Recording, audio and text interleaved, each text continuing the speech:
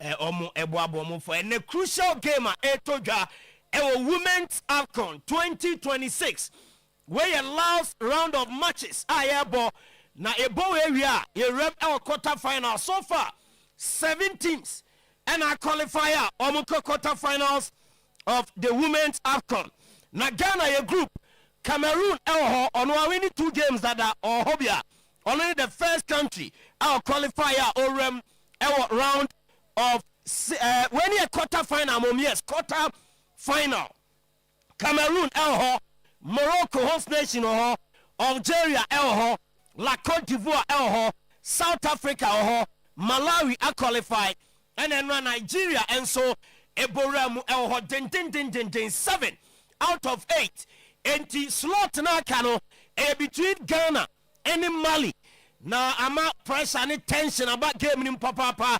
Your group Cameroon was 6, Eddie Kai, Ghana tosumi and 3 points, and Mali at tosumi and San one more 3 points. Draw Biano and qualify Ghana because your goal difference, a year Eddie Chen Mali Diano, your Lucia, your free, your winner, your Koya Nim came last.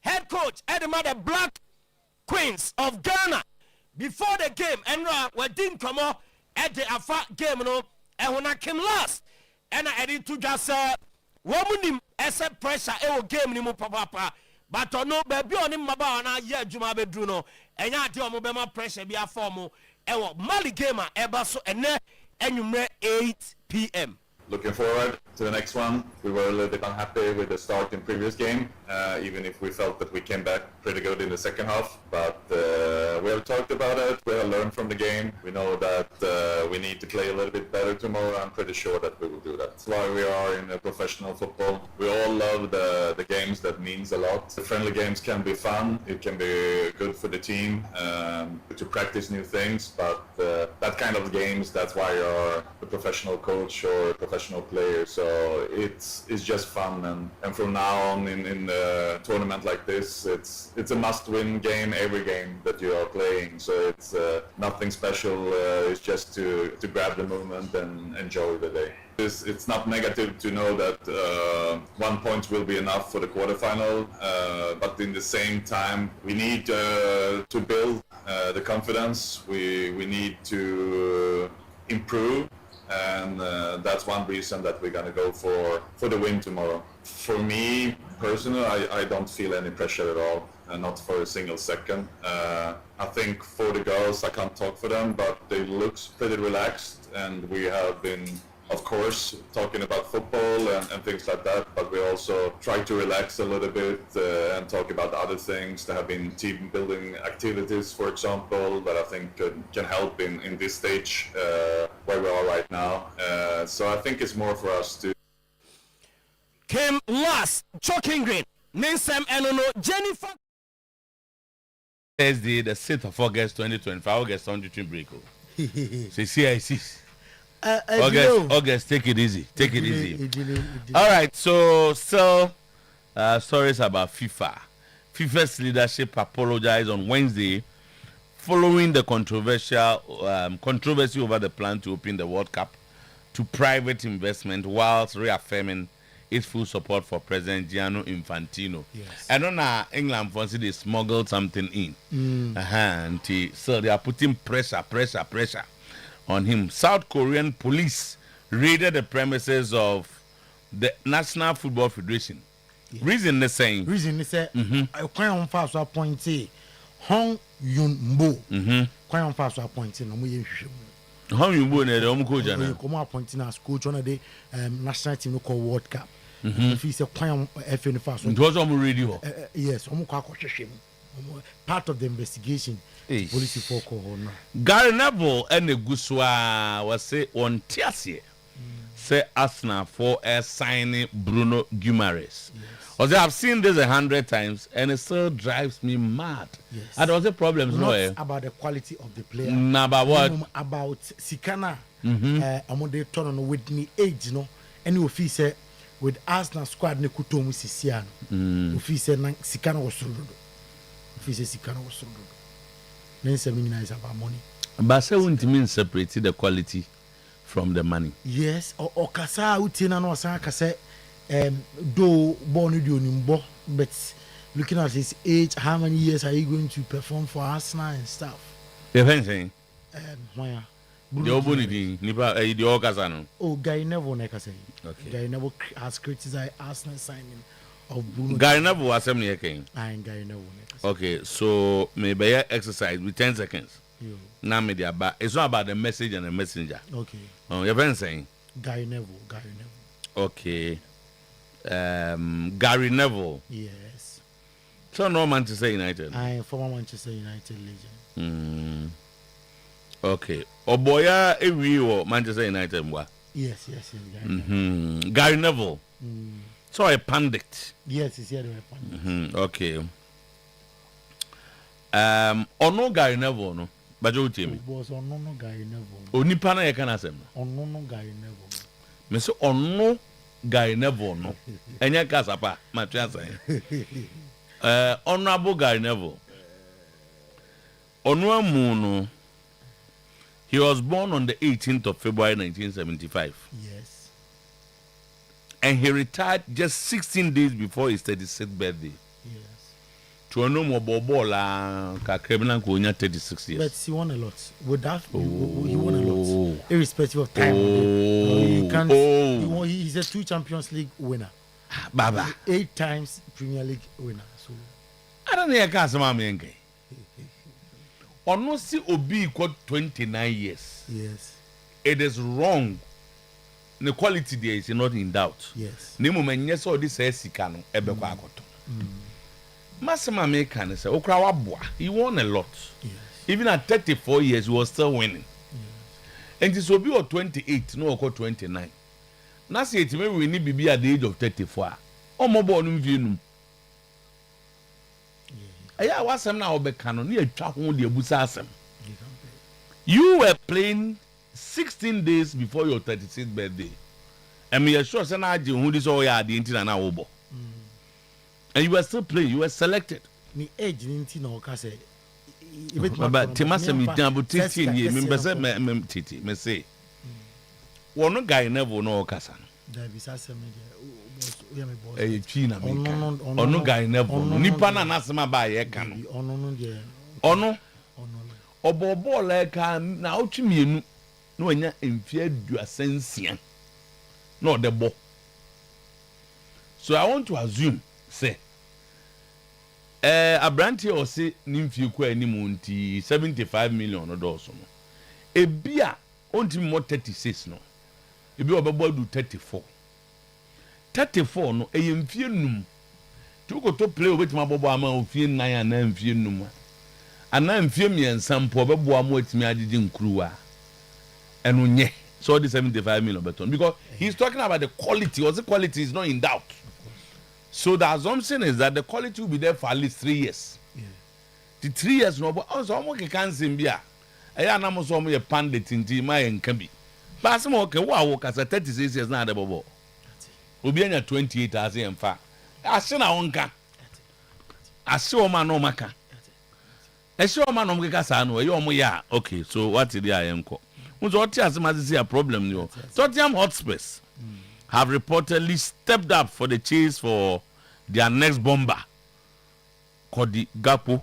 Real Madrid want to announce and then it's the arrival of Yan Diamondi and Vinicius contract renewal today and tomorrow. Yeah, we're trying and then it's Yan Diamondi fi camp. And then it's yeah, for flight to Madrid. Yeah, train and it's same anyway. For flight to Madrid. Yeah, move back to free one.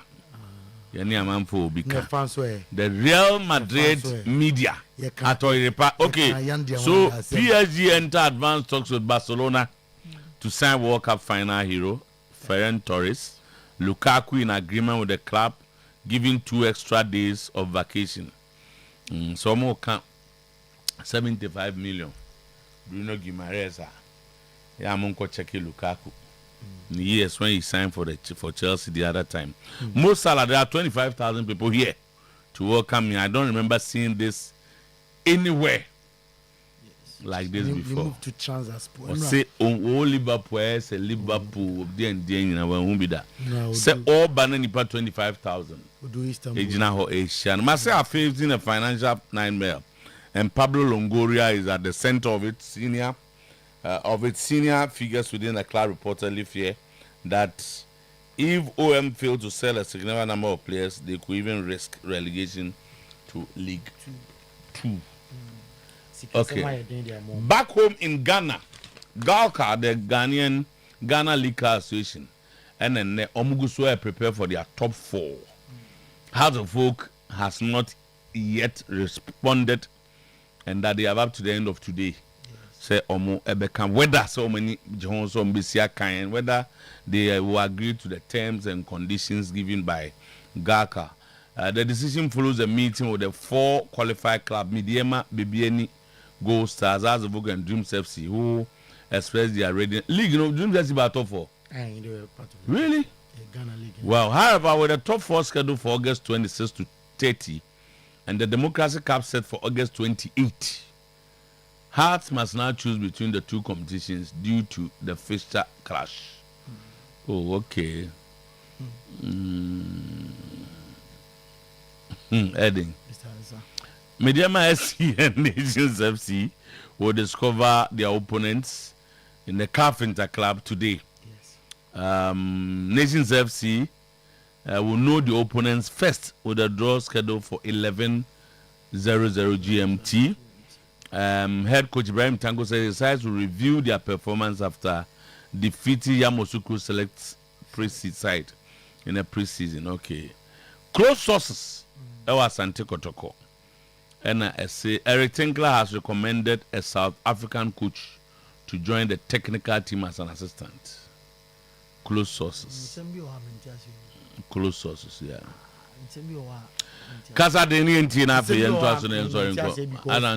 Because when you are strengthening your technical team, your playing body is weak. The Kotoko playing body is weak. Ghana's Black Queens take on Mali. What's American can be a weak. The playing body is weak. But say Okase Ohia assistant 1 is to solve the issues at the playing body, and 2, the fact that you need an assistant doesn't mean that you are not getting players to strengthen your playing body. The players now with Kotoko are justified with about 4 coaches say they can't play for the team. Some of them can. No, but I'm saying that who was the old assistant coach and just say on strengthening the team. But attention shouldn't go on.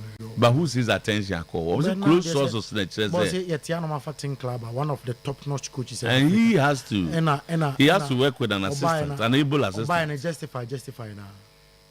Oh, but say players on the body, you don't know their plans. Relax. Take it easy. Black Queens take on Mali in a decisive, and one of my favorites, Malawi, are going home on head-to-head rule. Nah, I was very sad. They played good football. I had a tournament here, but of course, Zambia will experience Kakrachamo, and Nigeria also had to delve deep. Almost 5-2 to Egypt, who never picked the point. So Zambia and Nigeria and a move from Sagu. Malawi will be the best side not to go to the quarterfinals. Well, meanwhile, I heard Ghana, whether Ghana, Cameroon. I think Cameroon have already qualified. Yeah, I'm not qualified. So Ghana and Mali now. Oh, yeah, that's another group. We need a draw or a draw or win to qualify. You lose a few.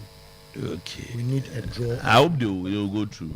Oh, you go. My head Mali for no, my head Ghana for no. And Ibrahim, at such a crucial stage, we will beat Mali. We beat Mali. I say no also, but we will beat them. Okay, so Kim last. Let's see. You have quality. We players rainbow, but said the can. So it was the last time can't get no chow and the centre back. Captain. No. Oh, Porsche no Samko. Okay, keep ball. I will say. Those Roberto Carlos. Bini Eba no bomber. Oh, okay. I want to be more about them. Obola me who's a whole board me to compare na. Or far better. Those days na you can feel one. No. My who's a whole board my no. who say your man say team be a player. Retired age now. Team be a player. I want to know what's your fan. Remember ball. All right, so Kanji and Najik drinking water. Yes. You go so a dear dance chairman for seeing moon super and a bebuamo beer ya dear and so now what there. On my research the contumely you the contumely heavy metals ne lead womb. What do you contumely? Dear no Kanji. Who research no? Almost since you know men conto I want the contumely montombo but all ton contumely you know Juma. Yeah, you can't magic. Yeah, baby, I mean, be a man for the Ama say, Udi Kuntumra, research in a hard. Okay, so translate solar and solar and abaso. Can you dundum no a dos on Ghana ha? Until Opeso avoid the high electricity bills. And I say, Ope say, Ibedundum can affect to a no solar.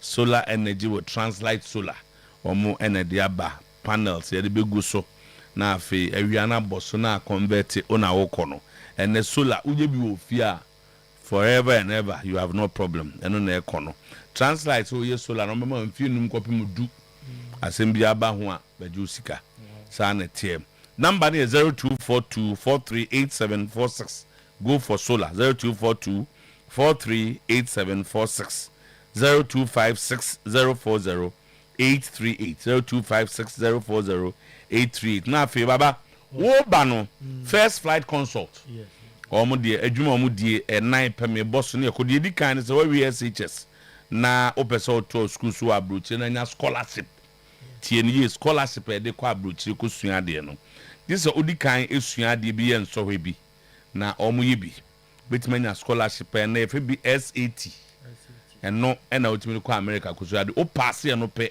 o apply school na the SAT na to so and no no ade which admission anako WW scholarship you abroad for school na scholarship on to admission WW for the admission ya ma scholarship you 100% scholarship ni na go and write SAT first five for mo kire wa de man so when you full number 2 mo be so call master's degree na PhD whatever wa America and also your kwan do be fa so be kire wo e kwan be bire wo ho na amanfo nim afi so your friend so be IELTS and know your English proficiency percent what say what trouble for na abitima ku school in England near the and do ya na with the Commonwealth states oh yeah and also first five for the over fantasy and na otwimienu o pass ya ona wo kono and abeso osua bachelor's degree or Finland Sweden Norway akwanya ho na ngrofo nim or say for lack of knowledge my people perish other services no be so ticket to general travel consultancy ni bibia first flight for beboa said we say nya visa documentation and this car first flight there debi and this car ye boa na amu akokeke 0543 from this year 869359 0543 869359 0502 738046 0502 738046 lawyer boss for Jesus so 957 we go enti anpay ye konko fonkroson samwa edi aden chechena ebum fumpa onko fonkroson ye de honsem ato anim enne anopay ensem ne de dos papa na mom de disefata se uhwe na utie ena ye de esum wo kitikiti mam polibia kansua ya no makabu no pa e beto ebu asia confirm munum nyina ama anopay show ne live e wo Facebook pages no so Oyerepa Radio Oyerepa TV Ghana Oyerepa Radio and I say Oyerepa TV Ghana mesasem afi international football stories no na uko FIFA leadership na so ya enra e today's sports no me catch us omo Asia e Morocco na nhyamu no na omo patch on Wednesday enra say controversy over the plan say World Cup ombetom e bi at ama private investment wa ama udorom entimi anji antum and say achopa and amodima obia na omuwie report HMSM leadership no and the support ama Gianni Infantino sa mfumso de e woni pa ho entiam Infantino na fe onto so enya djuma ema FIFA kubata no newly reviewed document odom as justice uko European Super League no ma FIFA ewa ni so ade no bi sem the European Super League no ambe branding ye na fe wo mo atimi ahwem se bibia ebetimi akoye ewo the newly revealed document no onim se ay Florentino Perez and asasem with the Super League near jade emma ensesan ba mu emma UEFA kra etimi the format of UEFA Champions League from etimi ebai near reporter ekutami anopay na South Korean komonom onim se enra a policy form ekokodu Korea National Football Federation woman say and ye nanya some kitwa woman to two woman ningina mun se kwaya mufa so appointed coach and ne akwaya mufa so efimu awo 2026 FIFA World Cup in Korea by and tese enti hwewonu guso a ekoso Luis Figo Sam Gianni Infantino bibiani wa obetimi ade apepa enema wire of late say yakọ World Cup no as a sikano yeah, at a World Cup football and Kisankasa, Yakakobonum was it opening as a football where they are two baby and a sika officer enough is enough. A baya or no income, no before from Entim and Luis Figo and someone or there to John pay and your dippy at 2 hour Jumatin live on Oyerepa 100.7 FM. Oyerepa Efinyame on Facebook, Oyerepa Radio, Oyerepa TV Ghana. Our Facebook page so Yamara England and Afe Yanim Komo our England and pay Chapi Alonso reporter Ekutame HM Sananiambre Sasa Arsenal form Akotom Bruno Guimaraes one more Declan Rice Afe or Omo Mike Marino nom our Finfua no the office obey here Martin Zubimendi Zubizu Amram na Chelsea Finfua Emra Enzo Fernandez Nay Omunim Saboy no kra Tottenham and answer our call into Chelsea manager Chapi Alonso are a fan of Martin Zubimendia and Common SSM Eti Efrihom na Chapi Alonso Onim Sam and Yaman and Koye and Famana and Ra Awa Yonkufa Kensia or Boyem Eri Etia Juventus Amara Juventus Abusiam Echenom Echana Kabakwa went to me ante Osiko Palmer and Morgan Rogers ever play major role at the Chelsea our 2026 2027 season Osiko Palmer a good player nya fei and obi be hu nema Kopama e betimi aye e de Chelsea Morgan Rogers achem e wo Aston Villa last season goals Otuo Morgan Rogers say e de team no making one of the important players e Chelsea yentie manager Chapi Alonso e mram are in somewhere to Jamaica kwaba Ricardo Calafiori or a player e Arsenal semra Rebetis echiam to biomiensam e mo team bako na eno no de to jam set 9 players still I'm returning here after the extended break on himself players out to echo World Cup na omuko World Cup nya dia sam players no etimi are returning on see most big teams are one more we are seeing omanyina e face similar issues emra players out to entimi and returning here after the international break and team pisa niam nyina be koye at the amamra squad nyina bam Arsenal be compete very well e was season and a Calafiori player Emma Arsenal in sama or the Eltujam and no player didn't be Emma El Shono so na minim visa dina redia na yetenti yanko na yentie Calafiori general Emra always want to win, and at the end we couldn't today. I think some ways they deserved as well. Could have done better, but of course I take the positive. I take the good actions that we did, the good moments that we had, and we continue on this way. Miles, what were you all hoping to get from that match then tonight? What did you want to work on? Again, it's another opportunity for fitness. Definitely, I feel like coming into a game of teams with both quality, it's important that we get good fitness out of the game. But yeah, just it's a chance to build momentum for the season ahead, and I feel like again we're taking steps in the right direction. Of course, we want more from the performance and the result, but we take learning and we move on. How has the summer been then off the back? Yeah, Calafiori in summer or the two just with Arsenal. Now, Louis Kelly, Abusiam, Demetinin, Oko Louis Kelly, Asuya, Ebetoja, Sir Manchester United. Still, Amani di Louis Kelly, Sir Amunyanwa, Wamope, Ameka, a moment for us, no, now with Bruno Guimaraes eba na with midfielders home Zupizu nom Mikel Merino nom Declan Rice nom was some amutimi yibi squad nom na report HMSM or the right offer kwa consider the offer and your reporter ekutame anopay Arsenal team come on Sam Uko William Saliba Suya wanya injury awanati na a long time and a better theme Demensaka HMSA Ezri Konsam the latest player common Amasa Sabium say I was Ezri Konsam Eba na Abaya Jumam Emma Arsenal Bobokorum Arsenal manager Okasayem after set rebetis Ashana Enra na Oti a Kanumba 3-1 na and some say and Mikel Arteta at Tuja. Always upset when you lose a football match. Two very different halves, especially with the personnel that we use today. But in the first half there are two different things: to play well and to compete well. And we did the first one quite well in a lot of moments, but the compete part, especially in and around our box, is not to the standards to win a football match against a good side. Yes, since we are pre-season, we begin see the output of some players, not manager home, and we are Mikel Arteta manager at the Arsenal. Rebetis, I'm a player, Hector Bellerin, and so anyway to after some Betis Edim Kunim. Unexpected. We knew it was going to be a tough game, still a pre-season game. Lots of players from Arsenal still to come back and to play. We've been on the road for a couple more games, and it was a great test for us. Great win, great to get that confidence and also to Hector Bellerin Ninsam Anonom. Now, Maminko Gainavo, Nasuya, or the two just ano Gainavo there. Now, Samuel Tiawa, Bruno Guimaraes. Or a good player, of course, ultimate doubting the quality, no. Or a top player with technical, aggressive, and leader.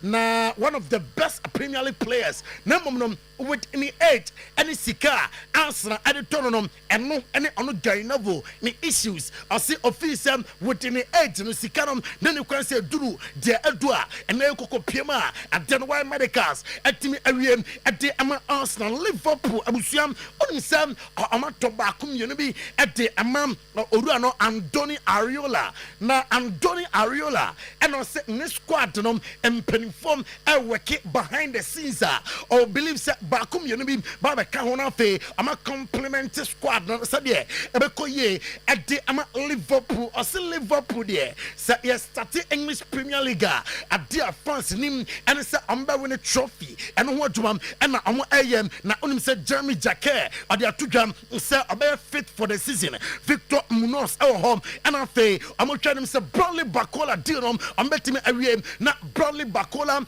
of Paris Saint-Germain, and so I can squad, Michael Owen, sir, I know them. On him the entire Bradley Bacola store as a Liverpool Fonia Bre den said the Tibia or some Bradley Bacola Ebam Jumam Emma Liverpool or say way only experience about the English Premier League and a dear crown wire strong qua. I was uko to 145 million pounds Masa and Jessica Ketua or Tissa Liverpool Jessica way at the Afro Bradley Bacola Ben one and Sama Uruanum at the Etuja and pay na Abusiam Maminko Giovanni Leone Nasuyam Giovanni Leone at the Atuja sa Onodium or believe sir now I can see the light at the end of the tunnel and I believe some season about started with Liverpool a planum and means Salina Amra on started season and for Liverpool in 2026-2027 season Giovanni Leone Nidia Anom and watch Matthias Jasili or Sameka say I know and a new boss Newcastle United Bobo Korum a sick club DNA and also need DNA Nina Align and I believe some I'm the team Abako Bosse Assassin so and they the entire and Penfonia GTM ever found no team to deliver and Newcastle United new manager Nidia or the Eba and pay I mean Tottenham Express enough me England to Spain Diametin him abusuam okoko de Gakpo so ya Liverpool say amuwie signings no na Tottenham so say hey you see gina ho ye wie na ye come obi ate say aka the bomber signing e kodi Gakpo nti say de tie bia ye de kodi Gakpo baba na for be adwumam e de amam Tottenham Spurs anom e defi Roberto Di Zerbi and the team na so ye e todwa enano pay live on Oyerepa 100.7 FM live on Oyerepa TV on socials so Oyerepa Radio Oyerepa TV Ghana now Uko Paris Saint-Germain so ya enter into advanced talks with Barcelona for Ferran Torres a player Jumam Emma SC Barcelona unimsam anom when I said the winning goal Emma the Spanish national team I'm going to World Cup PSG say I'm a boy nom Luis Enrique and the versatility and Nyema Oyem at the Emma team I'm a fan na Oko Barca so ya report Kutama and say and Chebiabate sa Barca Kutano ya ton asimasi ya ton obentame amufisam amusu amun Kutano so at the Pesika said Yana Florentino Perez with Madrid onya over 200 million euros effing Kutano amunso pesa amuye same na intensity and peak at Real Madrid training and ra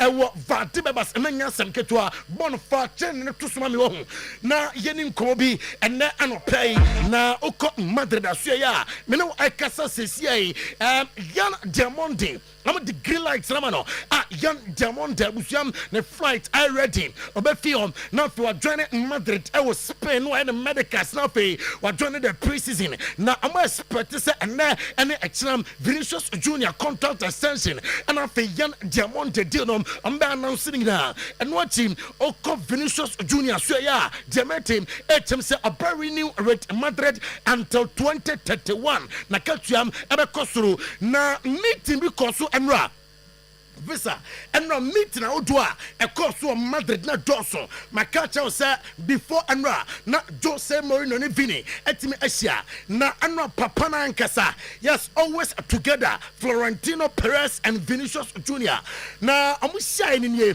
on say before agents Nebesiano video the TV a video of Florentino Perez and Vinicius Junior Shaye na unim sam Florentino Perez catch and say masa na unim say unim kwan fa so bae me kwa na de ba Madrid ubaye na mom from Dubai bi so yenya kwan still not go believe o muso betimaye because for Don Carlo Ancelotti by obey established player and they will graduate award bebre and this is Real Madrid na bo kesi akonim Madrid na the opposite what TV in football na obetima TV wa ha one catch and say so Jose Mourinho he's a proven winner and Jose Mourinho obayenom one place atama Jose Mourinho etitiase next and contract no West End there masa one issues be jin krua near jin krua now chances of winning nyama o personal awards no so e kosro enom meeting the team koso eno ana yede atom or TV so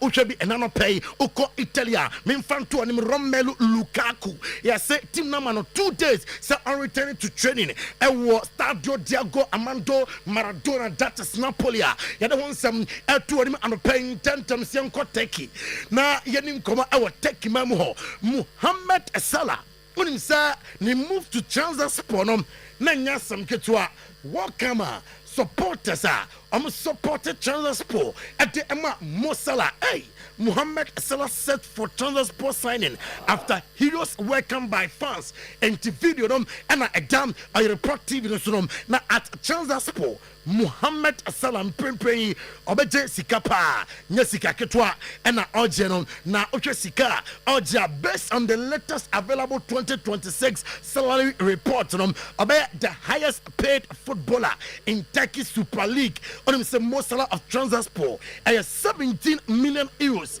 and John Duran Fenerbahce 25 million euros after Victor Osimhen Galatasaray 19 and Marco Asensio Fenerbahce 14 Milan Skriniar Fenerbahce 11 million euros Mo Salah I say for 25,000 people and I welcome me Mimi Mo Salah no krenye ajewe mi hu bida. It's incredible to have these fans here now. The receiver is unbelievable, so I'm very happy to be here, and I can't put it in a word, but the fans here shows like so much love, and 25,000. Yes, 25,000 people. I don't know if I see that before in the airport, but it's a great feeling and shows a lot of love. So I'm really. Olympic drama say face financial nightmare. Pablo Longoria, Oyawe, and senior figures in the club say among top players in Libya. Abusia Abedin say betting as of one shape can relegate you to League 2. Medici Rodrigo Cascante.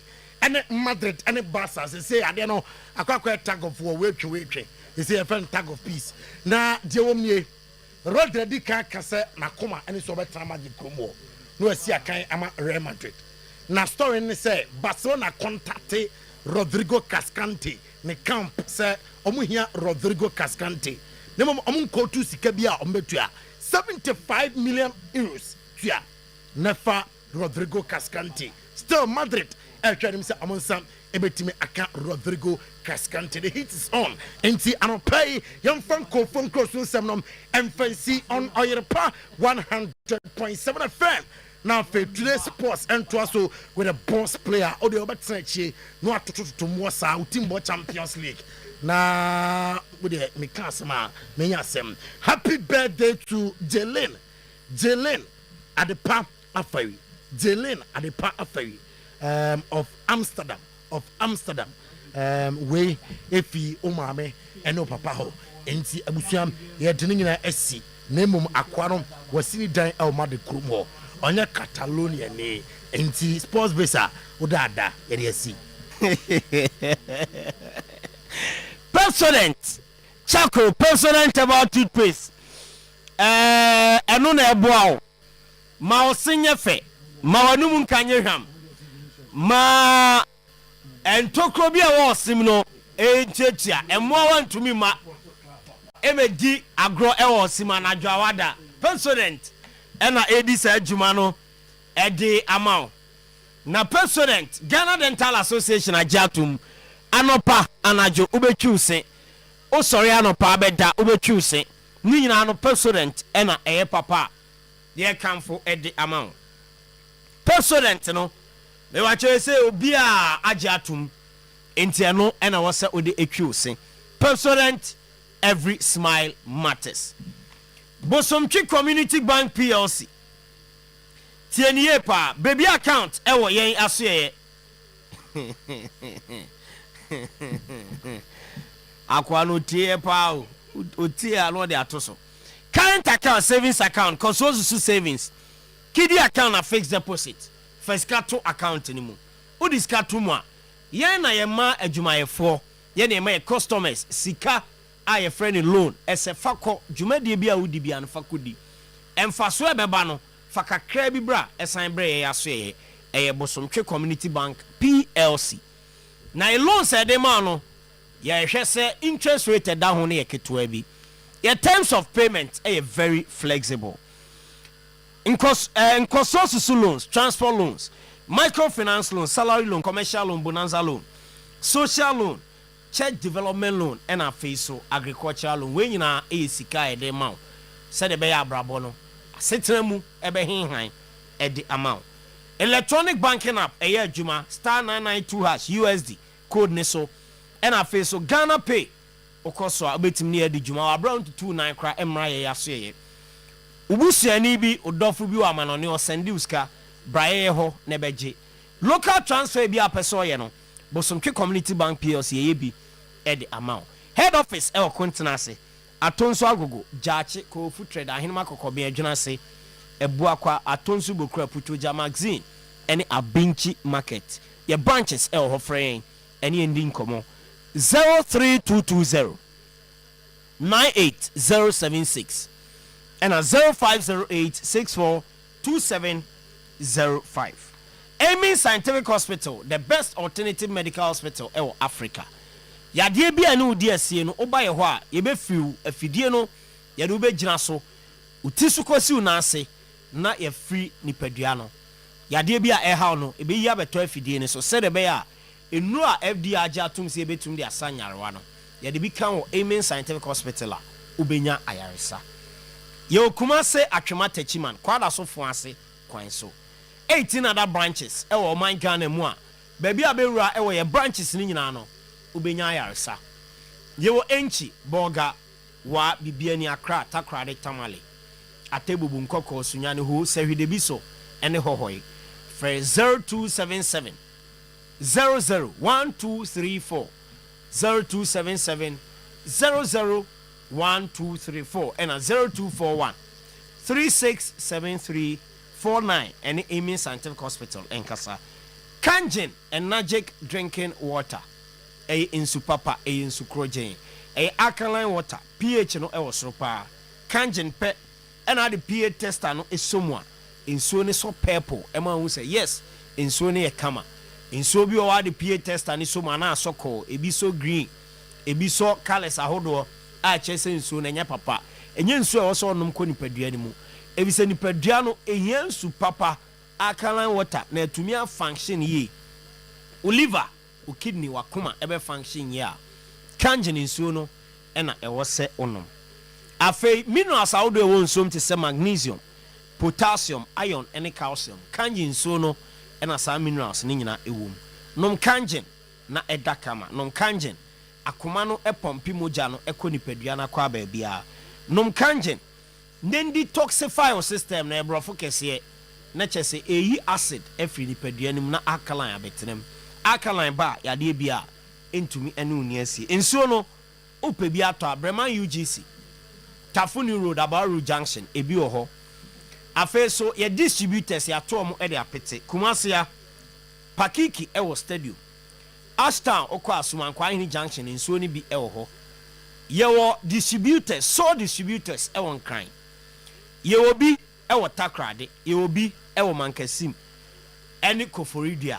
Nsuo ni pi ewo ho no mo a okwa ubenya bi na wato 0241449191 and 0507379474 ene kangen mpanyimfo ending komo na gi nsuo ni bi fa kofie ahotoye yade ni kwanse eha nipadua na kangen ena eye sa adwuma no edi ama untumi ni die na anopei wabra wo hwe me a utie me untumi na unsa no na etitriti obi o se ananse ache no ananse onye nipa no ache eye onan no entini no ne unsa ne entini no moja ennante ye ewom enu ntina ama na basa o sori anopa o te se mreyo ewo nipadua no aye mre pa obi anopa o sori o kona adwuma so but o sori a o se adwuma e de enye pa se me ye obi adwuma anka ye me ama adwuma anka me da oboa pe grow fine moja dro ni bi nenom enu na de bia o sori a o wa hoden wo nipadua ni mu enu na anom a eboa ema moja di afusani ye wo nsa ene onan ni mu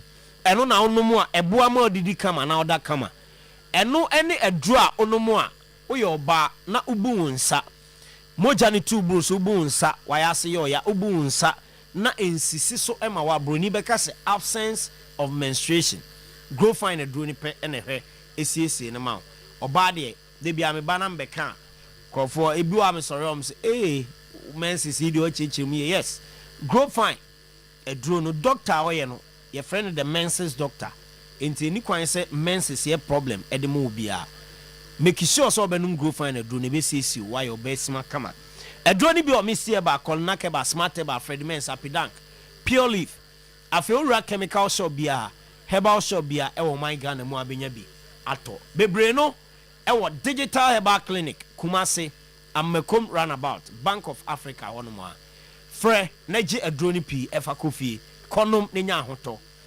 0244596532 0244596532 grow fine makes you grow fine Bash digital satellite eton decoders ahodo nyina ana me see decoders ne mugu ahodo ye de odbe he live matches ye de odbe he movies ye de odbe he documentaries de enkwada no be he educational programs so ma he o cartoons e wo so ena bi o kra so a enyum pi ena ewo so grow me ba chowe ne bash enye grow fine e drew bash e ma decoders no enyina bi na omo hia decoders ne pa e omo ye game center adwuma omo yi ball man crofo be hwe omo operate hotels guest houses restaurant ena ankrankra omogede akọ mu fie mafie ho nya nika mano enye fe na enye de Bash digital satellite ni decoder no ena ema TV ne so aye kama hotels ne de eni kwan se me kan bebre obi beda hotel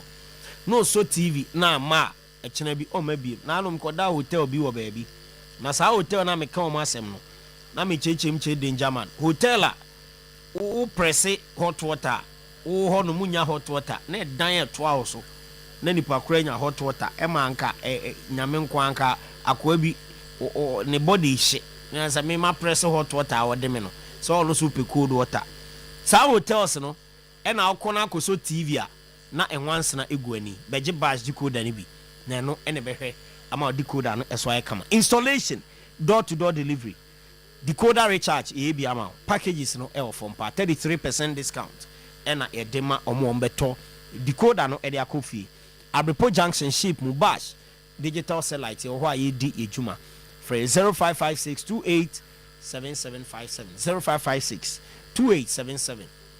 0556287757 ene enkasa Oyerepa clinic software ta software rasta ne de no ena ye di wie na show no atoaso e de amamo glaucoma cataract syphilis long and short sightedness blurry eyes we nyina ye ni yade ha ni no oba Oyerepa clinic software ta be make sure so mo adura odi gu aduane mdu odi gu nsuo mu no drink mu na de agum na wanom ekwa ni ntine so ete so wan e de ma na wani no ehu ade kama hypertension stroke prostate liver any kidney related disease bia no Oyerepa clinic ehwe no watu ase e de amount for any chem e wo na so ye miensa Kumase kwada so dwenase main market e kiro no ma amwango ase ba bia amrante ne to etena to dame no e hono ma na Oyerepa clinic e wo Doma Inkro owo Ebenezer preschool hono ma a eben apia kubi cold store e wo Ebnada ejom Kaswa Millennium inside Adade last stop eho ena Oyerepa clinic e no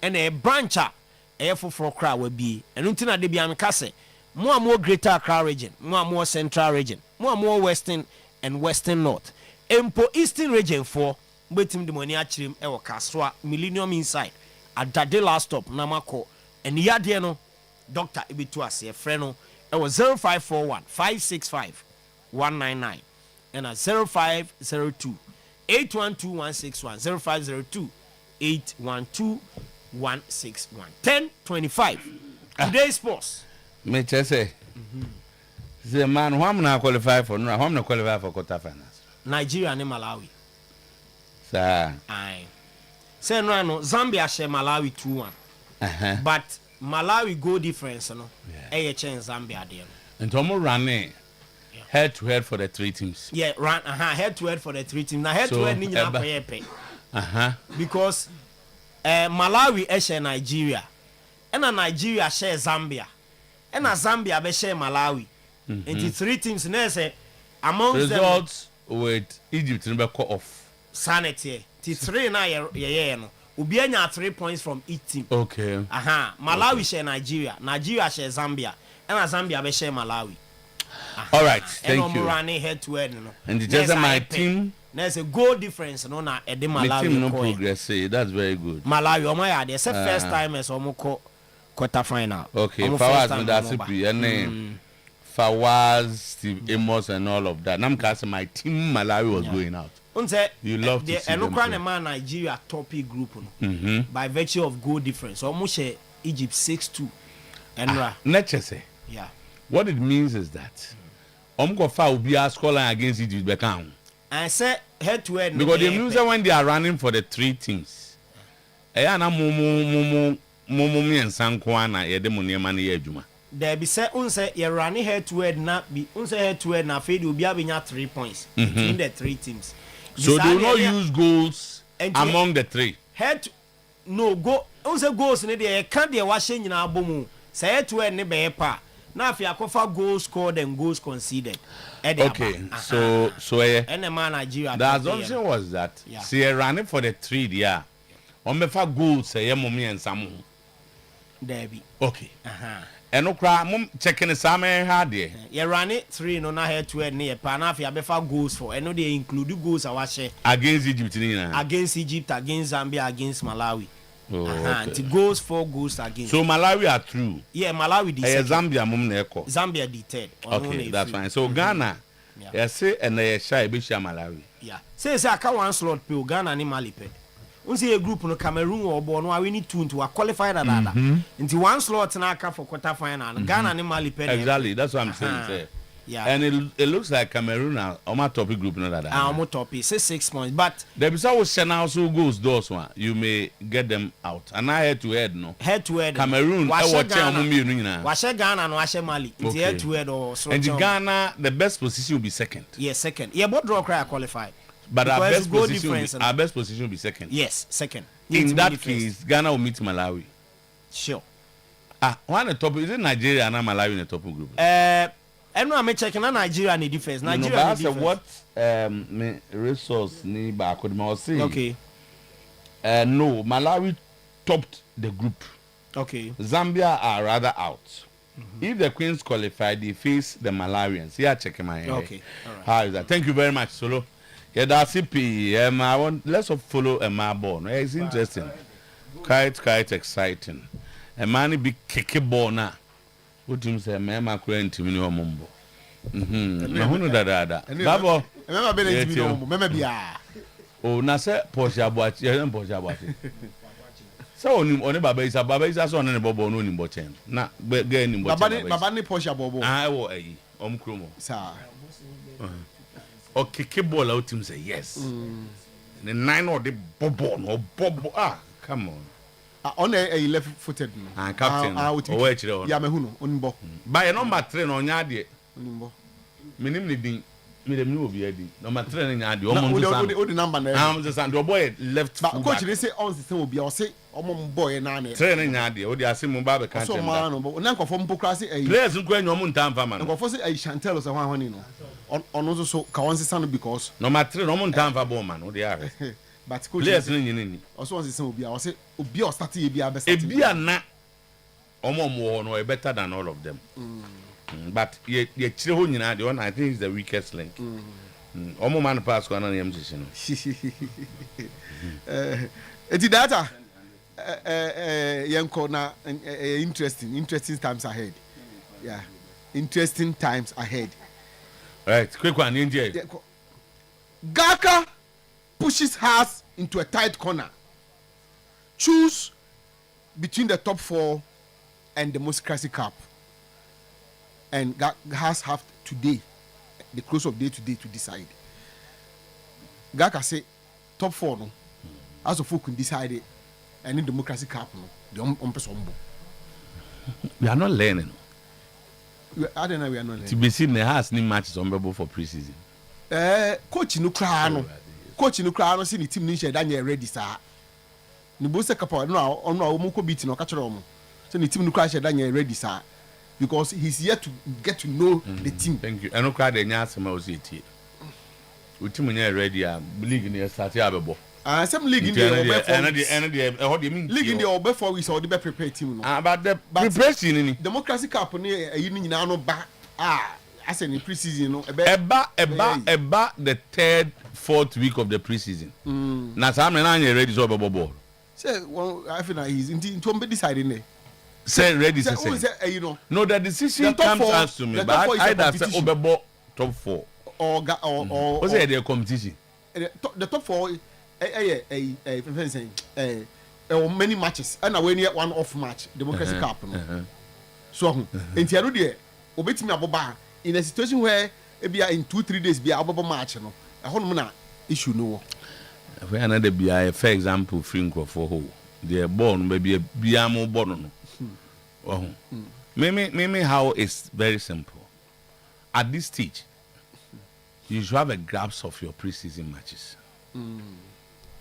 Go for the match shadow. And you my ready, me ready. Before the bemu, I will have you. Oh, you yati. Yati. Na ye ba ye the details no, and so ebeka ho. Yati. Anger. Zakaria Fuseni has deleted everything Kotoko after getting to know he was going to be sacked.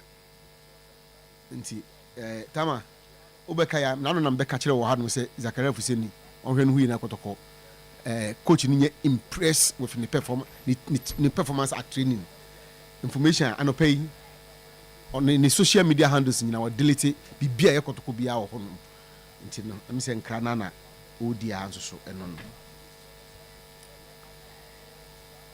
he fears House will report him to FIFA and GFA and also take him to court. Solomon Agbesi has denied signing a 3-year contract with the South African side.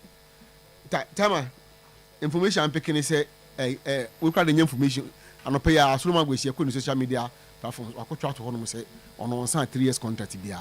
And so we know we can say when it's telling before no training then I just say and also so hono and also news eba Agbesi and na Tama yate say has for some the court. Say or no omni 3 years contract and na wa fa chiri akoko sign e South Africa ti eno so e ye de e won so na na say court na say FIFA na go has be report no in fact no pay impo yete say MD ni e ye ready has be report no ma GFA on be report no ma fencing FIFA then they will take legal action against him as well sir because ebinumo say because has registered as amateur no after 1 season so decided say on renewal he can walk away and no na why no so he had decided to walk away instead of continuing with the contract on the house one because last season has registered as an amateur and almost amateur no a year into every year bia na say season after season every season bia no e say we renew into we decided so on ye na registration no eno any contract na ya de kro say who register pay bia who deposit copy of the contract no with the FA me but my question na say omo say register as an amateur obetimi year bia like those who are arguing say liberty to do what he has done 2 years and I'm saying that the contract and the registration are not the same.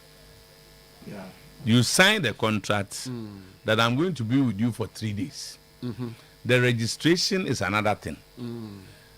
As an amateur player, you cannot be registered like this, so you're registered like that. Yes. But no more say some year you mama mumfie miensa.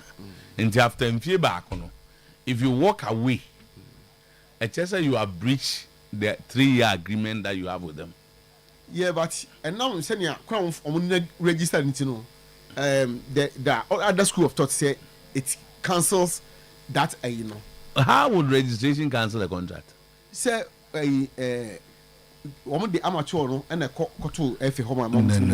The what you deposit at the GFA is the contract that you have. Yes. And because and also we can say amateur players don't sign contracts. I think they can sign contracts. Yeah, but almost say consent of one of either who parent who guardian with money. With my signing contract with the consent of guardian. Okay, so even if you are registered for 1 year, the contract still remains. Till one say year beyond register 1 year, 1 year, so for 3 years. And I just say I need a kind of and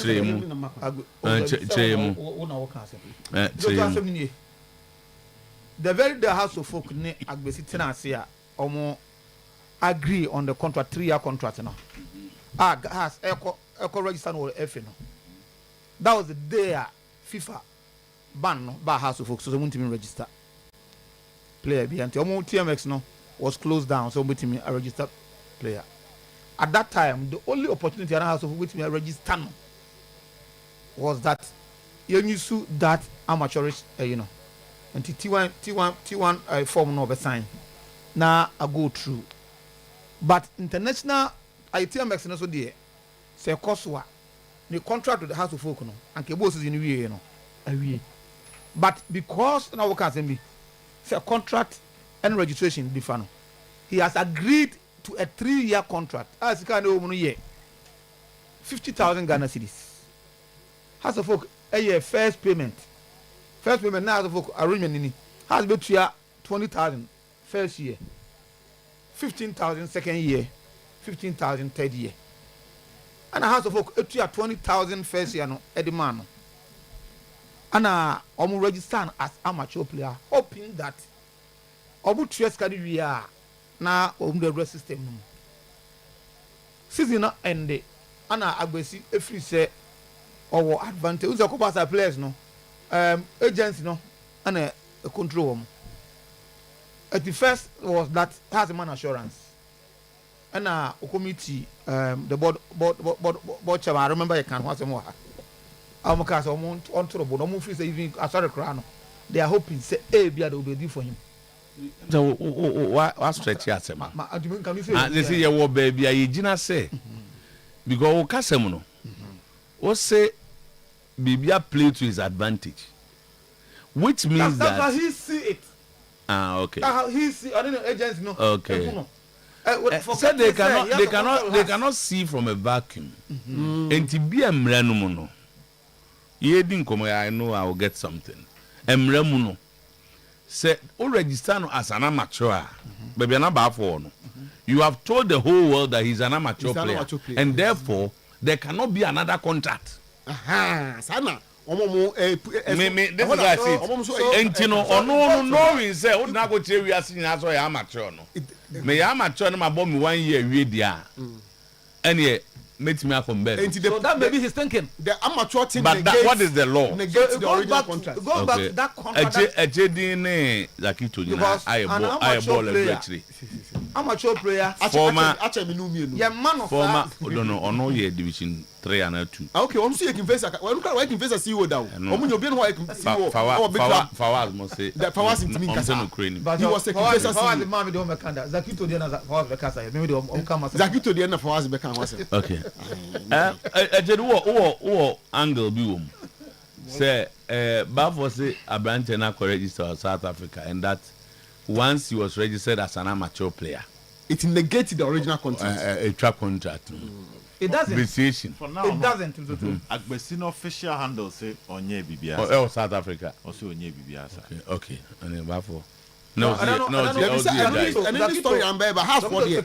And they house for taking a step on him. Aside the FIFA FA, there's a civil aspect of it. That's why House of Folk able to me and what I say. The contract that he signed, the money that he's collected, salaries that he's been paid. You're just had an amateur player, so he was enjoying that because that's why the law is interesting. Now, Ujameka as professional. Now the football association in United States and as amateur. Some amateur. Where are we? For now, player Nankasa dia two just on sign a contract on farm obia. I think that me sure said they want to work things behind the scenes. Exactly. But when it comes to the football conversation, the registration of the player near the Bay Juma. The registration of the player. Okay. Kind of saying Agbesi, maybe to me a player status committee. That is the Ghana Football Association, the FA, and they will use what is present at the FA to declare him. Omu use contract be a baby for because if you go professional, everybody be seen and saying, Adriana say we want to play no 6 months no. Na omu 15. Ana, see, I know eligible say anya no an e dey tua o. Oh. Ade Harry obi busa said George say we have say enye one actual headlines na na aden we answer na me fa the other me na me tro what was problem all this on that o kan a asenye wa tro I won say speech the wa tro speech na o ko kan a George me na tro was as o kan as the enye wa na o tro yi bi me na me tro ma de George na uditum so o kan do ba bi as wo hu ni ye and say me hu ni ye do higher my amendment. Okay. And I okoboro. Okay, one your amendment. Say me. Okay. All program go for amendment. Just pious am want to say what you atum say also will prove of payment and I say what say has to aka say no. Me And the house in a catch there. Of course. The all kinds of to was and they wait till 3 hours for. No, yeah, we are giving report of what. No, but don't know. Can I say what house has told you may not be. That's it. Mini problem. You know, say yeah, na. I'm saying what they've told me. Tenacity. If you know so, Bibia a counter. Information will be out. When you are dealing with a reported speech. As some will be a can't say what can. The branch any can say yeah, but say could be a na. Okay, so the person I do just Bianca. Me can't come because I'm not from. Oh, can be I will say the Bianca. Or say a beer. Debiti. A beer. Oh, the what in ye. The what in ye. Can I say what? Oh, okay. And can I say winning? So the what ye. No, just Anna. Okay. Zach, what we be at the moment on after what you see, the thing is becoming more dangerous than for her. What we previously thought it a year. Now, from a very reliable source, that source is now infallible now. So I say Agbesi did not even sign that contract. One sign contract. Then they don't know Bobo. Me say contract now. Omoya ton China. Omujina so the air commerce. His signatures on the contract. So the salaries and okay, and somebody, one of our football people, will say, you cannot register an amateur player for more than 1 year. 1 year. And therefore, you cannot have a contract of more than 1 year with an amateur player. Oh yeah, that's one. So for the registration, that's true. And you know, see, payment salary was an ambush one. And little people say, evidence of that. No, you see. So what I say? Say the truth is that. Say who is an amateur. Whatever I do the money be no. Based on amateur no the agreement. Yeah. You can't go and tell people say we registered him as an amateur, but we're paying him as a professional player. It's just you are trying to be smart. You will punish yourself for trying to beat the system. Because you're banning. And I will say you'll be smart and beat the system. And to say, okay, I cannot go and do this explanation. Now, Mr. Toda, me say the Amadempo case, no case in Pony say the perceived contract, I say, then Champona or medical civil court. The boy did not sign. Yes, the boy told them, February, the boy got 20,000 from us. February, I mean, more the breakdown of a. Also, the what now? February. The boy went and took the 20,000 in February. So after taking the money, yes, I don't catch him. Work up on the bar. He come and sign the contract. He said also dupu house. On record, that is, you see, that is dangerous. On record, there is no. It says can offer for what purpose? Hey, now for some teaching oh, now the 20,000 is scared to come with 20,000. It's what has any contract evidence that say boy no 3-year contract because that's contract no. Boy did not put his signature. It's person woman education without the signature of me no why I agree. There's no contract. The board did not sign. No, there's no contract. The MD no me honestly. Enuma has a lot of questions to ask. Say would you two more be catch us say mo de me kwaba ma be sign ni ampa na ma na also onko and I know pay that source me that gave me this info don't lie sanity and me ya so this fact don't lie you have to resign don't wait for him to resign mo pen resign and the pastor can me sack no he should resign no obi aduma be asamba ko pesi am why was he brought in okay na no man February on no February no but was it we got the starting no back no padam for hey Manchester you know Manchester you know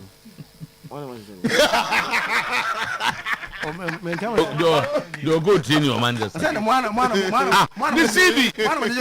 Nisibi. So, I said the young win can buy for you. I transfer last one was good position. South African striker Jesse Makwana has joined Kotoko players at the clubhouse and is set to sign a 2-year contract with the club. Jesse Makwana. No way. Official African buy on the corner on omom di animu no. Jesse Makwana. Only di animu 1 and 2 no. Bon nek se ka dey ni 2 tisu mami. Aron 2. And wa uni no. Oh, me ya share that my head akọ no. Oh, the one there you dey one no ekọ tie there. The one the odi in the as of that na the people animu no. So only Jesse Makwana. No team be. Ni team no na. No position be. Oh, a striker. No man. Asem no ya ihu. Ba for Jesse Makwana no nyo no. Oh, Jesse Makwana wo. Kase bia wunya hu ne na ye. Akọhwe na bon na wo. Jesse Makwana. Because one far on to no mami na yeah 1 year. But okay, so am mo gina ene dey.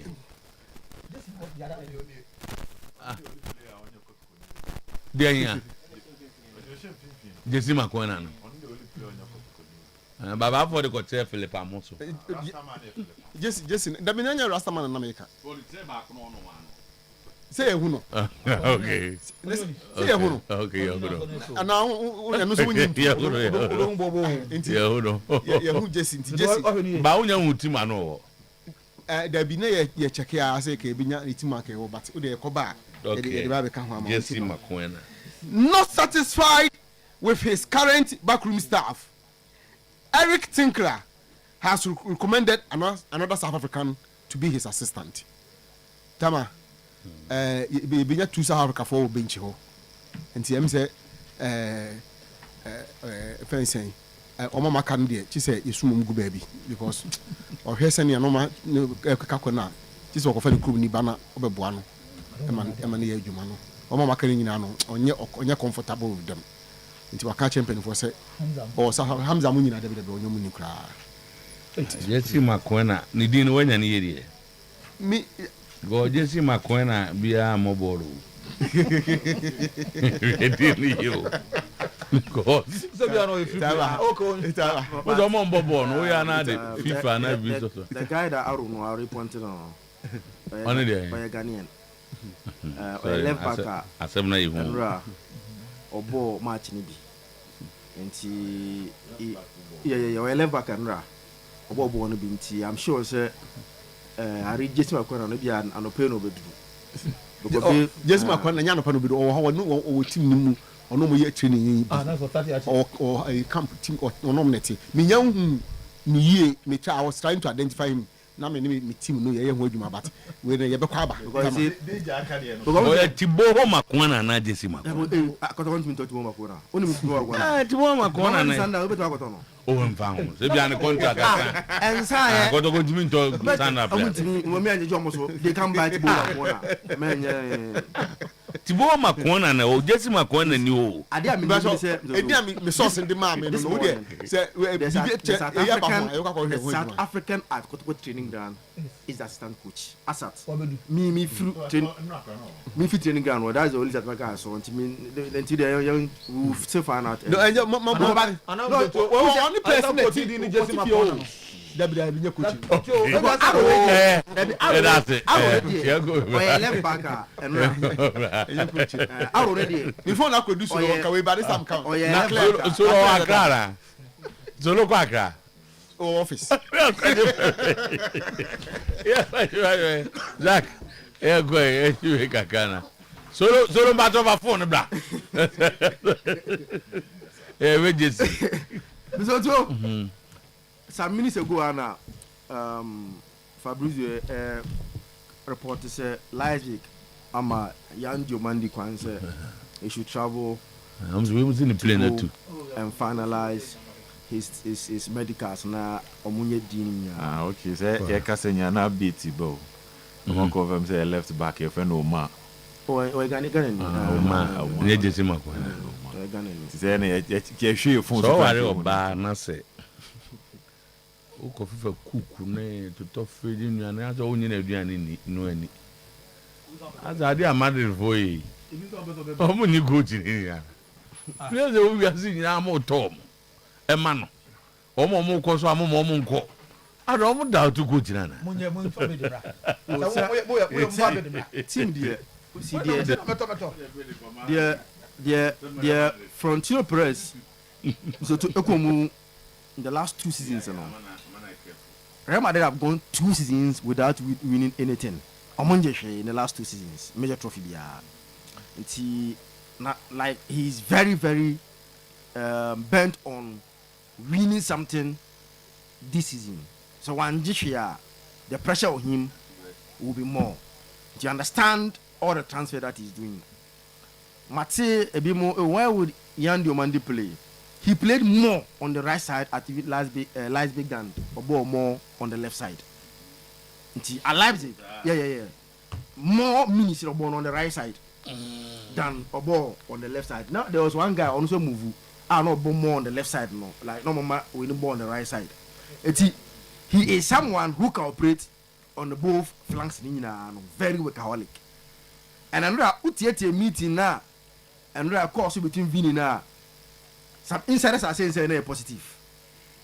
At least, even though for Vini and for Madrid, because Madrid have still refused to reach the 30 million euros. No, but Omaja to Edeka Krebi Asosamano say but they will not pick Juni for 30 million for Mano.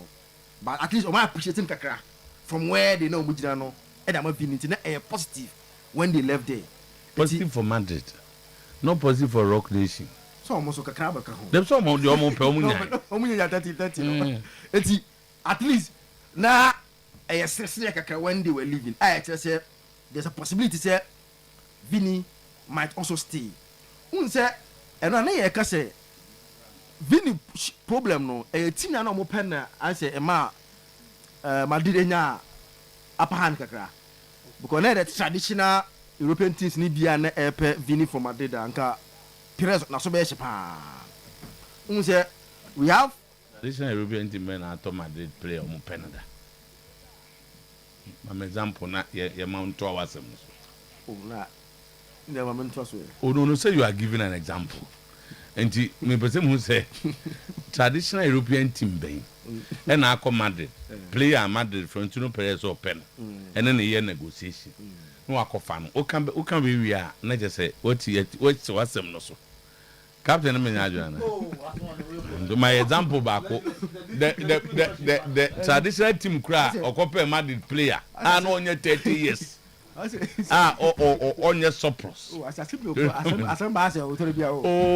yeah person and we always learning which traditional team and a call Madrid call for a player and on your 30 years and a bravo baby or mumpen. So we can ever 30-year-old player I am penna for 70 million.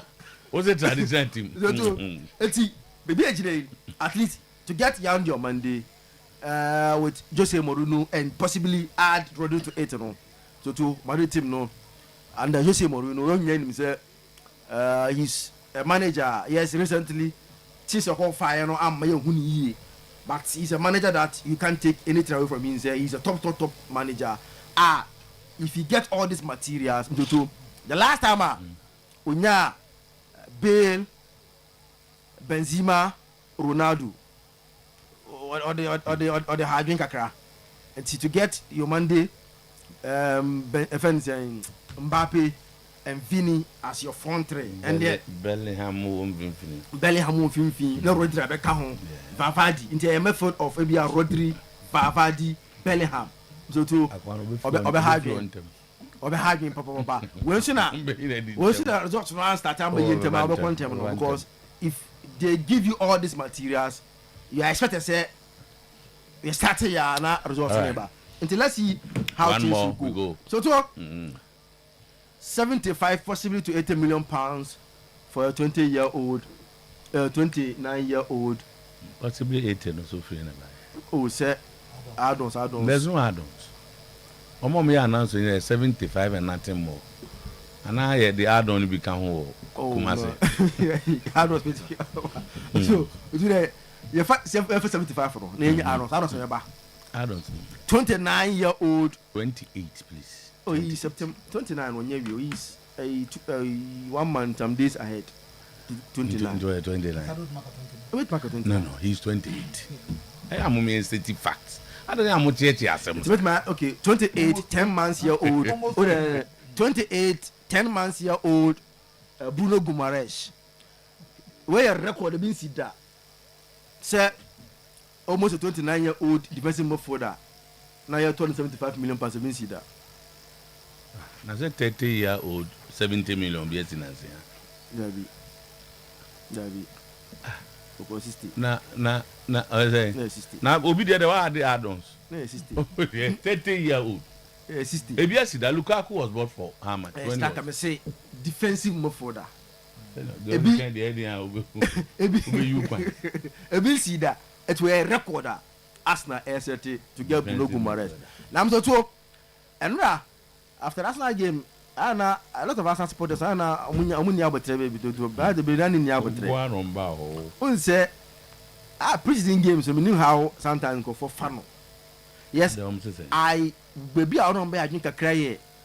You see when your team B, like most of the players that you perceive to be team B, you know, I'm below par performance like we be what I saying, you know, when the Odegaard and Rice and then those guys that are not around now, at least the midfield, those that if you say be a woman know they can come in, no, and justify say or multi bench while bet me that's all. We're born and I'll follow it. I watched entire 90 minutes of the game. Me and San Omujina, Arsenal, who be new of a midfield. The Okan. Oh, sir. Because the midfield was boy no call Marseille. Skelly, Waneri, and a ball habit as a number. But they are no Arsenal midfielders. Only second batch of midfielders. No, but you see, they are third batch. They are third batch. The Arsenal never midfield, no. Havertz is not midfielder. No, but Arsenal Timon as number 10. Otimbobi. And that was where he played. You understand? But usually he's not Arsenal number. No, you see how me come as by me say yeah did two baby da. Arsenal will range number 10 na Havertz and come. Arsenal number 10 either Odegaard or Eberechi or in some cases be a Merino. Havertz how many times about number 10 for Arsenal? No, you see Havertz a player. So even about 9 par, he's still above him to play as that, you know. So, but you see, and about the position that he played, by about the personalities that were on the field. Me put it say, minimum why they were, baby, how you agree with a cranny because in the in midfield, Odegaard, Rice, Bruno Guimaraes, based on how Nyamelko. Then the next person, Zumendi. The next person. Because Skelly before season ended, no, Skelly was starting, and as I said, he is high in terms of winning the honor. Now, Mufi said, Ebia, Mosquera, Monet, you know, if Saliba is not there, how you perform. So, it's one of them. If you say, social media, X and so on, they were a bit concerned about if the first team players are not there, the kind of performance that they put up, no. Okay, Andra. Na omo bit ikakra but say because Kepa dey Mesili and number 2 because the thing say Kepa me since we did the first time discuss the preseason game I've never discussed results me say makase results and anything all right so Emmanuel Noble Nana Jemfie Chedin but Zach always disrespecting Arsenal. Emmanuel Noble ne dear no Emmanuel Noble again danger man can't identify the player Boachian do say. So what I thought should Bafo do to convince all of you? Casemiro was bought for, including around 70 million. He was 30 years. Bruno is 28 and will be 29 November. He was bought for 75. Ghana just needed a draw, whether scoring or scoreless, to qualify. Michael Lesiamo, Rodri to Barcelona. Here we go. And also okay, Boari France. Siasia told us our coach was in Ghana from his sources. Yeah, the man was in team. Siasia too.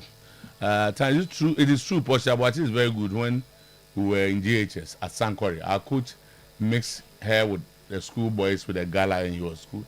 Okay. Well, no need to blame the player since the so-called management and board doesn't know football. It's business. Now, next time, sack coach anyhow. You just lost talent and money with your egos. Michael Osama. Okay, no, so a Spain kaka. Where say hit was Spain pa. Okay. Barca Madrid do bear on the problems, and the fans should be a bit careful regards to how will be able jubilate. But the truth of the matter is that table not turning when it comes to Rodri. Yes, from Monday na Makanwa Semsa said, started from the Spanish national team players.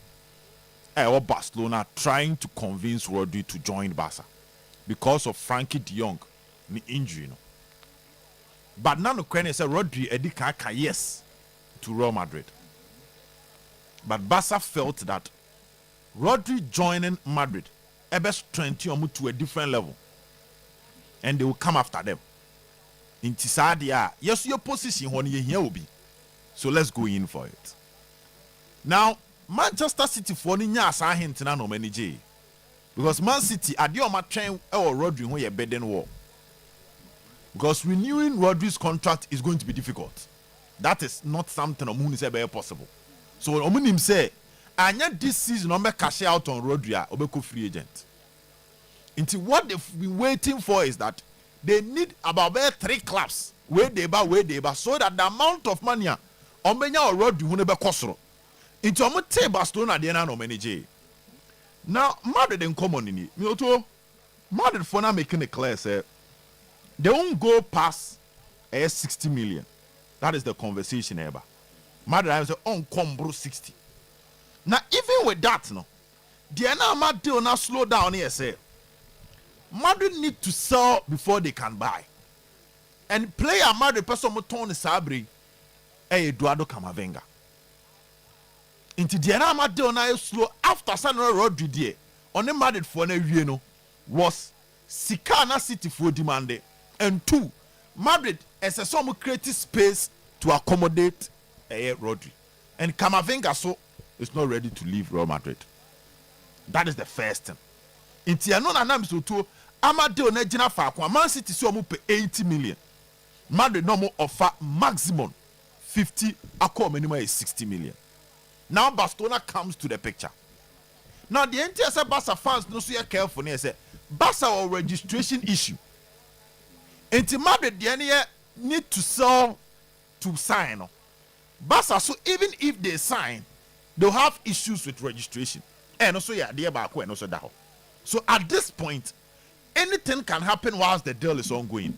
But the truth of the matter is that Barca bought them with 65 million.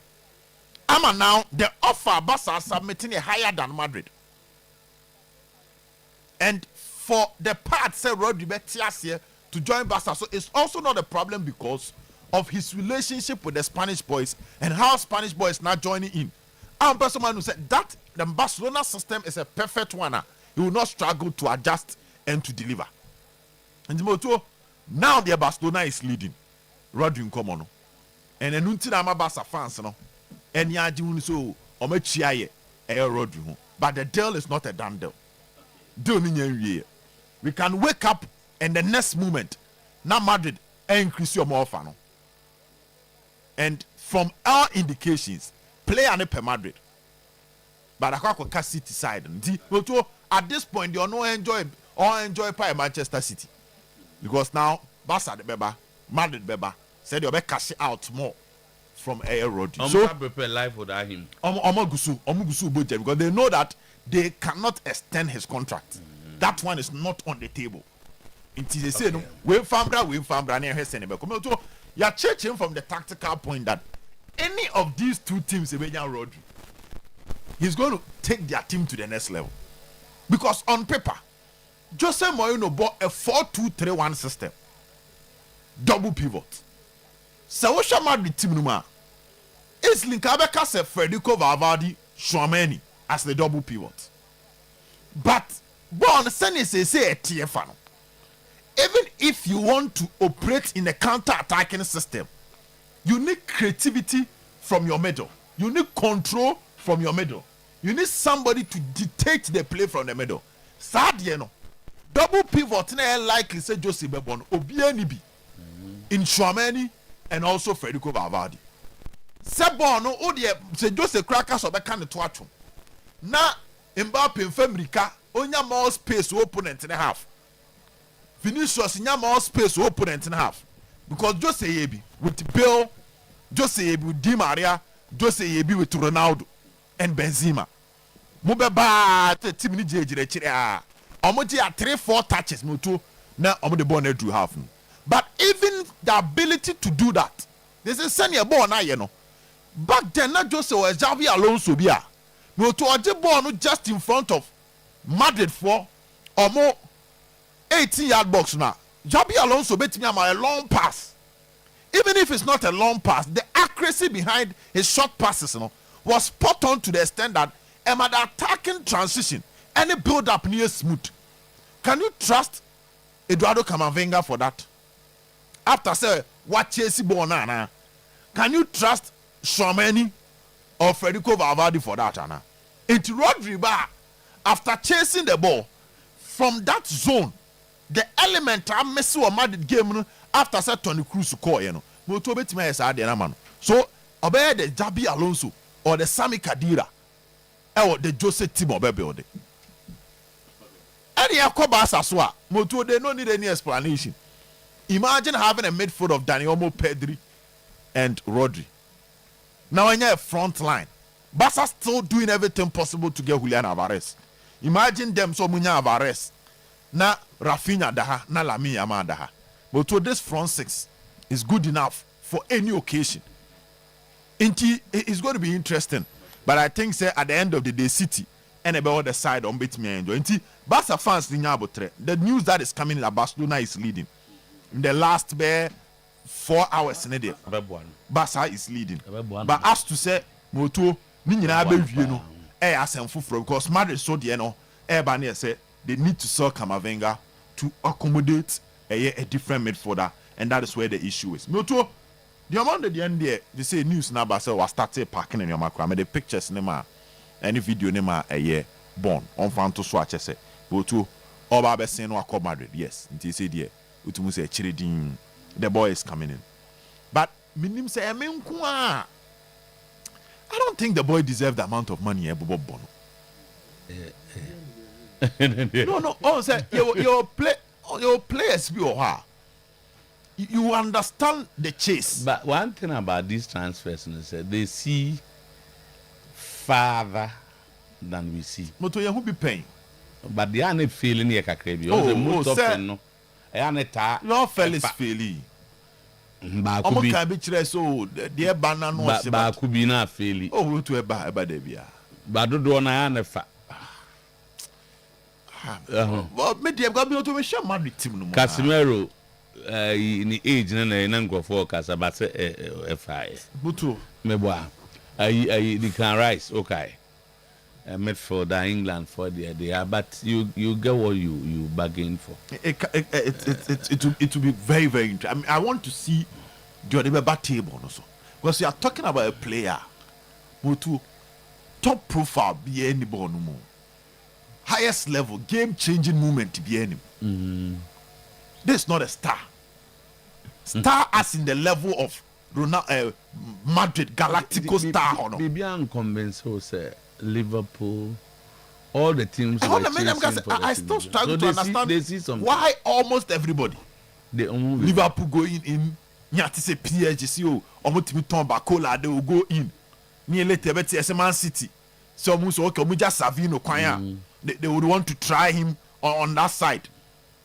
I struggle to understand, but let's see. I mean, it's a good one for Africa. At least Africa for me to transfer Yesu Abemuka criteria at Madrid, whether it will be a success story altogether. But Enra, we are show now update free Vadeba say banana so to inside Madrid.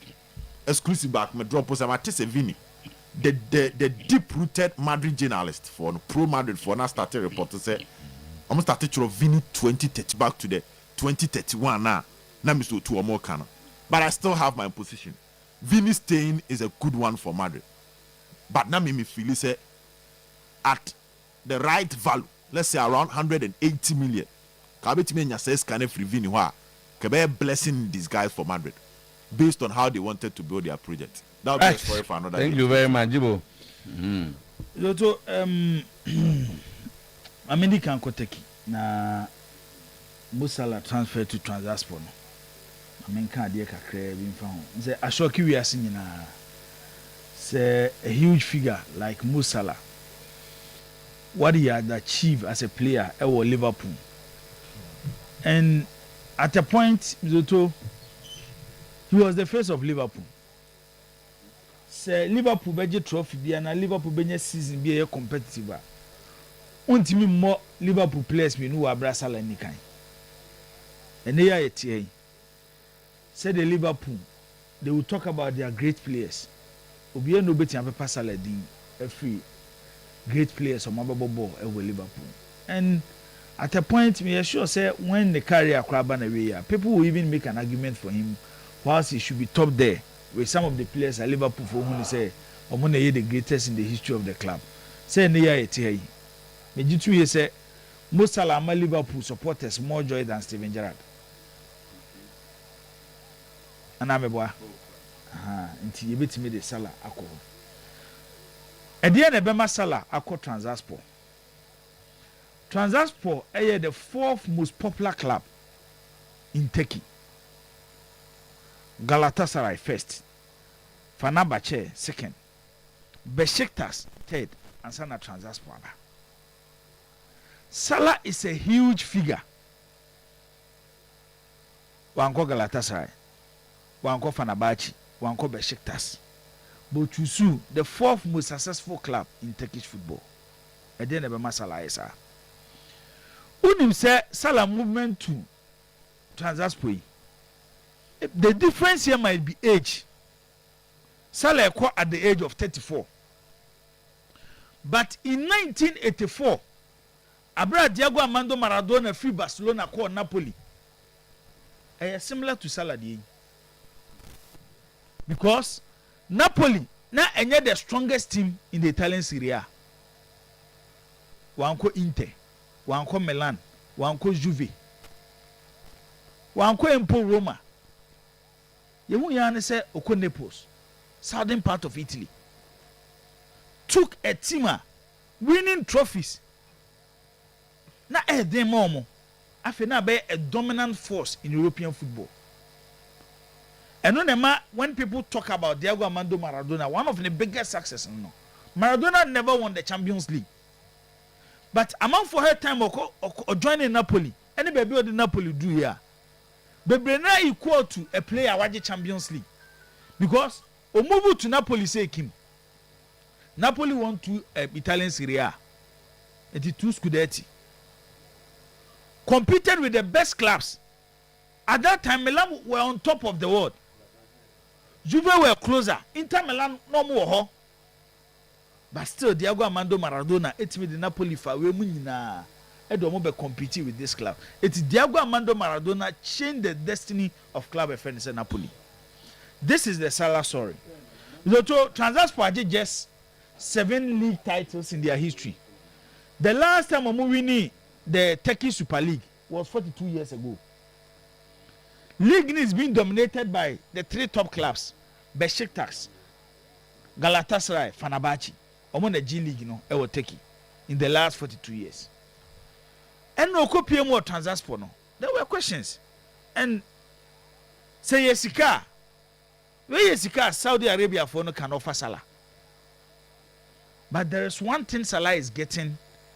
Our Transaspo, no club will offer Salah Saudi Arabia. When him send a sign, when it comes to monetary aspect of it, similar to how Lionel Messi moved from PSG to the MLS, Ekobo Inter Miami. So who have wages in Kwandia? You might even think say, now the Messi about the man. A huge figure like Lionel Messi. And then I will call American League. Now, who call Jessica? Something around where $400,000 a week. Whilst in Saudi Arabia, club you are ready to pay you $1 million a week. But okay, can be a bomb more. Also, Lionel Messi is like he has a share in the MLS. Because the movement from when he was a free agent to the MLS, no, it took a lot of companies, and recently David Beckham clarify, say the likes of Apple, he consulted them, other companies before they were able to convince Lionel Messi, so be joining the MLS. Salah Elkon Zototie, and when nipa 25,000 Ekushia no. Salah is the most popular Muslim athlete. Yeni Muslim biya Zotoye athlete oye popular than Mo Salah. And he's moving into a country 99% of their population are Muslims. Into Okonidim. Aside the 17 million euros, Amzotobejeno Afibiano. Salah is entitled to justice or Mobeton. And now this is what they did. Omache Salah will wear the number 10 jersey. But no man is 62. Which is a familiar number. Ewo ye transport. 62 in HSM2. One, because I have familiar number no. People will buy it. Says can be beko Mo Salah ho. Etuki kan nyina de si ani a. Sika Salah ebeje no. Bema boda. Say akoba de hu nanu na. He will be taking over 30 million euros a season. Our transport. But the issue is, can 34-year-old Salah cut the dominance of Fenerbahce, Galatasaray, Besiktas? They said the Diego Armando Maradona at the Napoli, no. And only Matisse Jimmy Carragher say he could have moved into the Italian Serie A or some of the top leagues. Are in big stadiums, familiar stadiums, popular stadiums, to Castello betimi atrundi. But one thing is say the Okwajen were taking at the age of 34 to a better thing say in the top leagues in Europe no obi betimi this idea no ama Mo Salah. Yam ko yanim bema boda. Sisi na Fabrizio announced say the deal between Real Madrid, the extension between Real Madrid and Vini Jr. is closer. Or report two-way. That was like 10 minutes ago. When you say Florentino Perez and enough for Bansen Chojumani Bakoya Fabricio. Enough for 40. Okasa amount for Ejitum. Recently, when you issue, Yandi on Monday day. So the can be announced a Real Madrid in lives career. And David on steam money, other Ibekasu, the Bomuye, by finally, Yandi on Monday, move to Real Madrid as it says, some of what I could do. And when you're doing, when I'm concerning him, okay. Inti say there, Bema Boda, one of the most trusted source when it comes to transfer of players, Fabricio de Basse, Vini Junior, and Real Madrid, almost done. The NHS say Arsenal don't money show baby for. Story ne end they were. This is a season I'm so too. Real Madrid ain't me season without a trophy. Tell him sir. Yet to about some few months ago. But another season, which will be the third, I remember the Beko trophyless. Pressure be Florentino Perez. Why have resigned to send the first time? Nibi. Yan 2 no, but no one resign because of pressure. Makase ni decisions are all taking is abreno. Any sabreno zoto pepe. After he started buying to top players anyhow. Proper Galacticos pana e won Real Madrid no. O man timi achieve because e bia wo. When o combine Zidane, Figo, Raul, Beckham, Owen, Luis Nazario de Lima. All these players at a particular time about Real Madrid. One shada any trophy papa bia. Because after Moko 2 seasons without trophy, a pressure started so bad. The only way I know if so bet me their answer the anger of the supporters and so be top players. No to enani sana this time to why it will push her to get Vini Jr. to stay at Real Madrid. Real Madrid have got 2 seasons. Then wakwa kofa a winner in Jose Mourinho. Say Madrid have got 2 seasons without a trophy. When say Mourinho so got 4 seasons without trophy.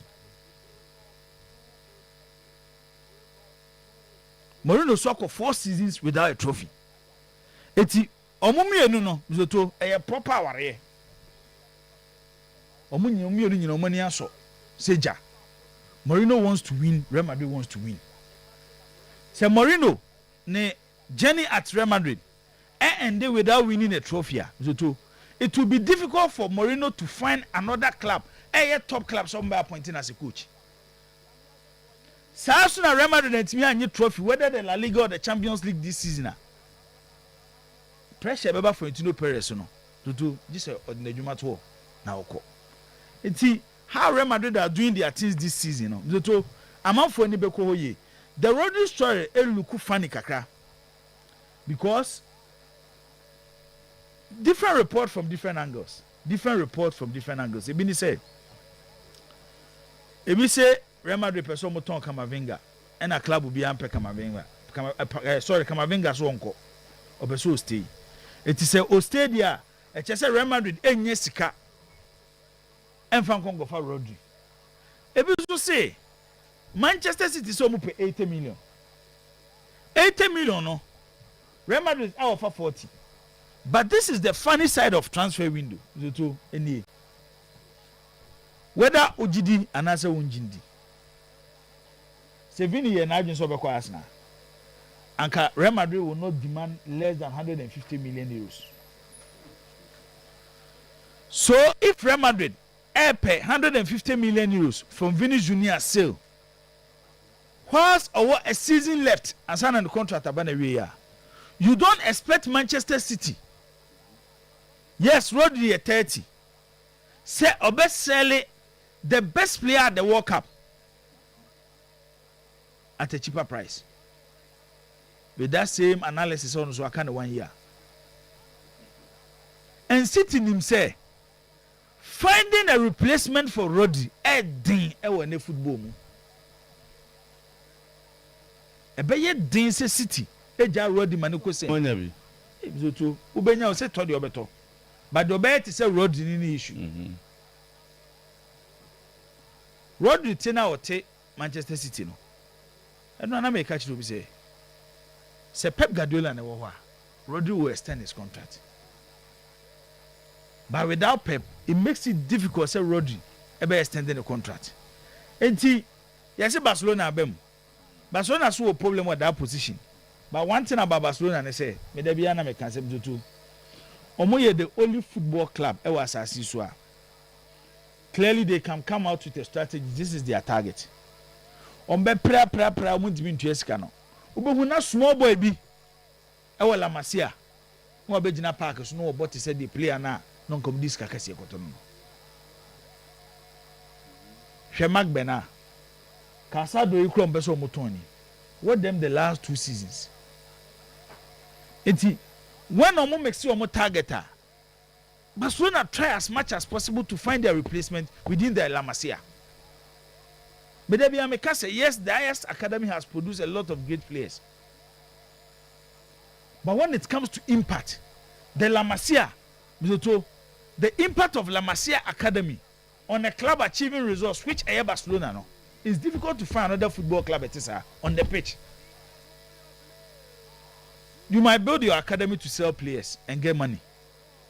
But the Barcelona say, whilst almost selling the key players on Mayfield La Masia, almost had almost Bejina Park so. No money results. And this is a football club. At a point we parody 11 players. No money players almost from academy.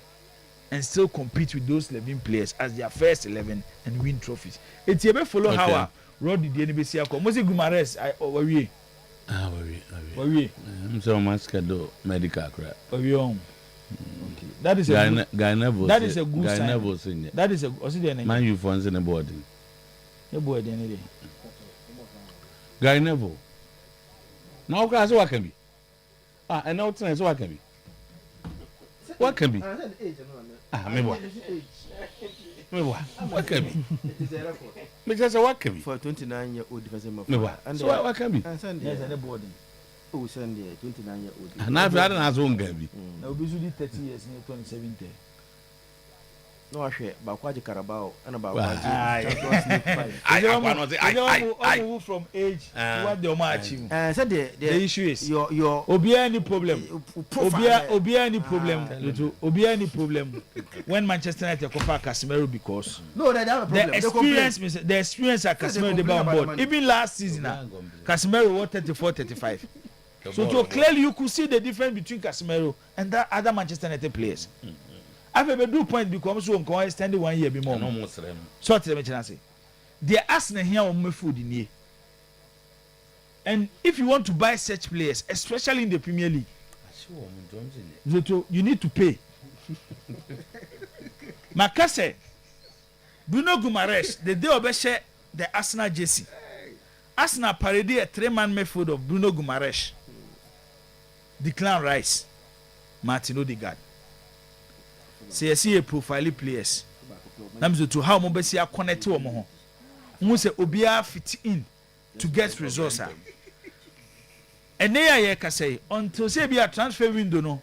Ebeba na wie ye obi be sign is be a other analysis. But this midfield yesterday coach Xabi Alonso so pay Zubimendi. Open wine. And I'm off Angie enjoy. So they good business. So we Zubimendi and Musuma. This is a sign now. A pushing, a creative competition. A move the level of the team. Whether you like it or not. Bruno Guimaraes in front of the Arsenal defense is better than Zubimendi in front of the Arsenal defense. And to raise the quality. As I keep to the way better than Zubimendi better. That good way in by. Also the statistics we buy. No, say defensive. And that's what yes, but you expect many against statistics. I mean, issue is statistics should be analyzed. So they analyze it. And they say, you have to.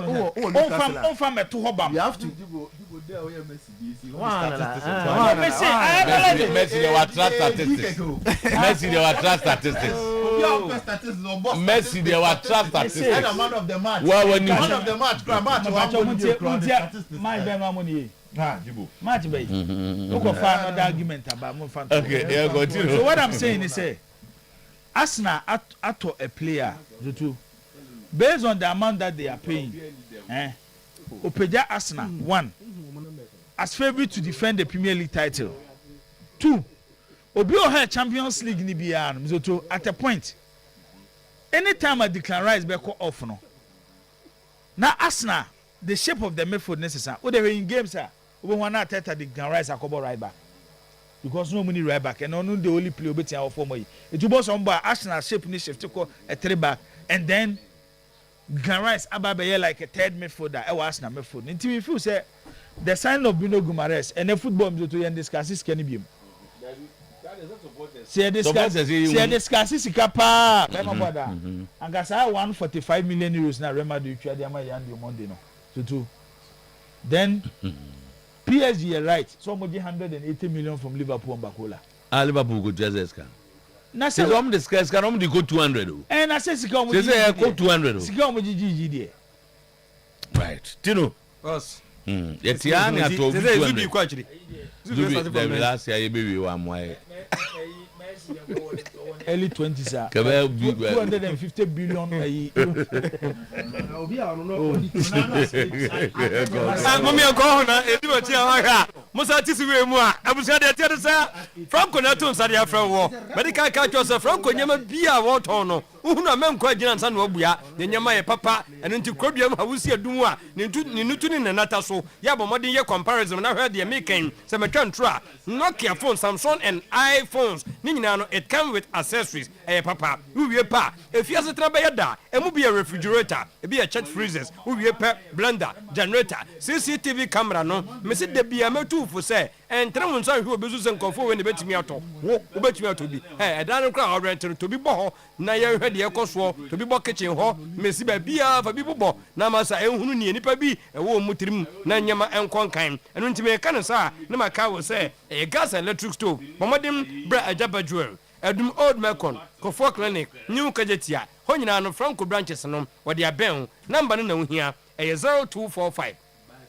316969, 0245 316969 international mama abey enra mu hunanim ewo fiduan mu maame ne waduro bruta ne nyina no ene se wono no ene sekese ne yade bu hokro wo konkofo so ya ne apia obo ma sa yade we de ye mageme say record say yade no no record say bomade fa ne nyina ebra tana so apatapa new site junction sekese yade no akra no ne kasa nkoyie ne nyama nkoyie o so se ya no de ne kwa eye simple no awie na afia akra ha se no ne nuanom nyina no koskumento na jejemu entie de nkofo bi eka etwe ya bonsanfo ne abayifu yade nipam kikra na afia busia wo da ho wo nan mesi ene obetuma nya drum ama tumi akọ mu amode stroke no eye musamanko samanko ne nyina mu sisi no dwa gaga bosumi asubu nso bia hu ne asie typhoid no fibroid ulcer diabetes wo de bo ani henya na afia wo te so ne nyina no eye tana so apatapa new side Johnson wudu na tazi rank no tazi driver mfa wo kwa in the next 2-3 minutes wadu bedu ho 19 pa 5 minutes na chese wadu international mama abe honomo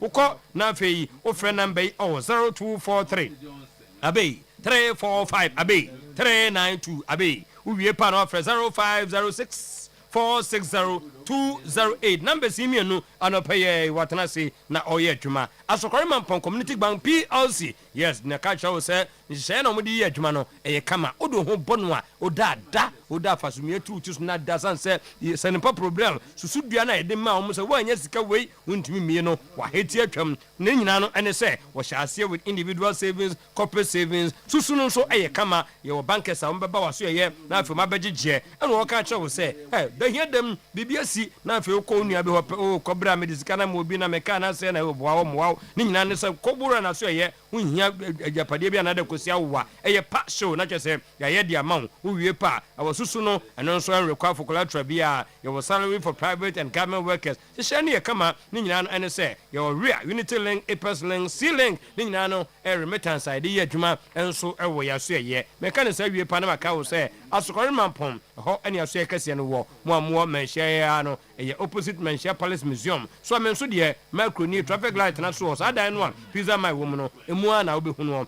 ni why na yede aba no eye adum ni nsuase palace building no okwa ye pen railway police station no asokore mampon community bank PLC fa hobo no na kotokoro enka from the biara da enupa de eye na ye enu nti bomodem na fefie bia wo se bi kom tenated no ye num eye tenated vinake wo ba o menstrual problem na wo face ye no ye be yi ade afru ho mo nso amoto tenated malake no mekan mo jimi yoyo sampa typhoid ne ko stress no eko malaria no wuti adwa gaga no economy ye no se ne pa problem mo nso amoto stomach mister no de tene se ulcer na dwane mframana ko gina oyam gas no eno so eko wo pese wani so da ho na hu na de yi a ye de gusu abusua enye se ane hu kakra eno ntene ye mo odo no wonom na afia fentene ni mo na yi wani so adwuma wani so ye hwan tu kan ade a yesu nkoda ne ye wusu colleague nkoda ne colleague so fulai nkoda so fulai ni nyina no ene se wonom tenated hanyan kapso a saade no wontimi nkoka bi de berada before capsules de mema mo aduro muntu so na bibia enkoyie mfama ho medical ka wo se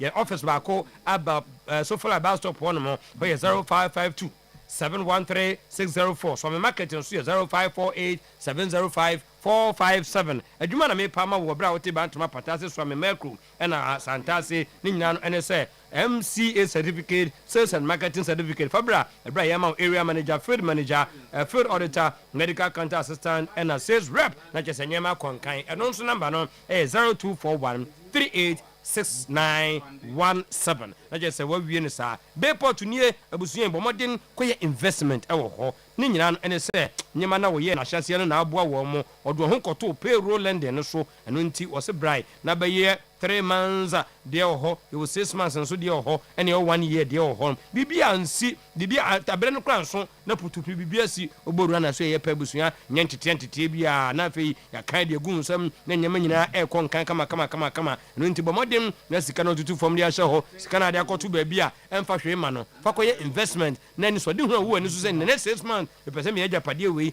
and the next 1 year me pese me ye we no enuru ho no na chese Bayport etumi aboa ama dai so no etumi abam Ghana hadi ba bia Bayport ewo kuma senso ye kwa amakom traffic light ho ene be hu Bayport 0242 288 915 Mr. Mark your number no Daniel de 0244 598400 Dorcas 0558 119281 and Eugenia 0559 980891 krakra ye power specialist heba hospital tutumrika na fe yentu hepatitis na se emphama fatty liver sanso na prostate fibroid kidney stone ye scan dia ba livoke ache no ho ase dada eno nti ye ko akra ko benya ACP road power bus to fe ya se busumtwie do ya junction no so takrade e anaji estate woni ahantama bank no ene pen ho ye 0244 544 422 0200 383-831 Omada Roma Yamrai Nafi Yamatuaso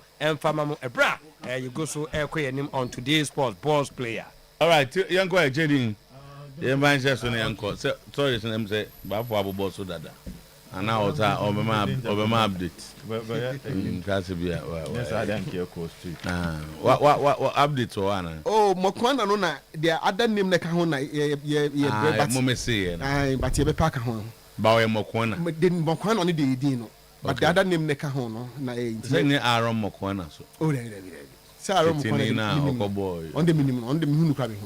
Okay. Then you to boho. Okay. So on that, Zakito so on from our own. So I'm the other that will be so. Because on no, when I'm so a foreigner, but Isaac say on so you're gonna need under the Nina. Okay. Time will tell. The Bay who you Tama. House of Folk has been pushed into the tight corner by Gaka. Choose top 4 or Democracy Cup by close of day to day, but has favors the Democracy Cup because of the foreign trip. Tama, and yet say Democracy Cup now by Jerubu to coin has for a new home say on Bay in Ebia by close of day to day. Now has be catching Gaka say on about Democracy Cup instead of the top 4.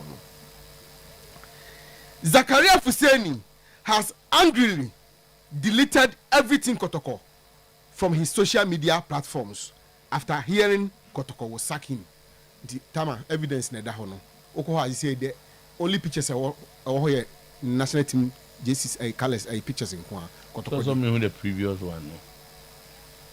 That's the best way.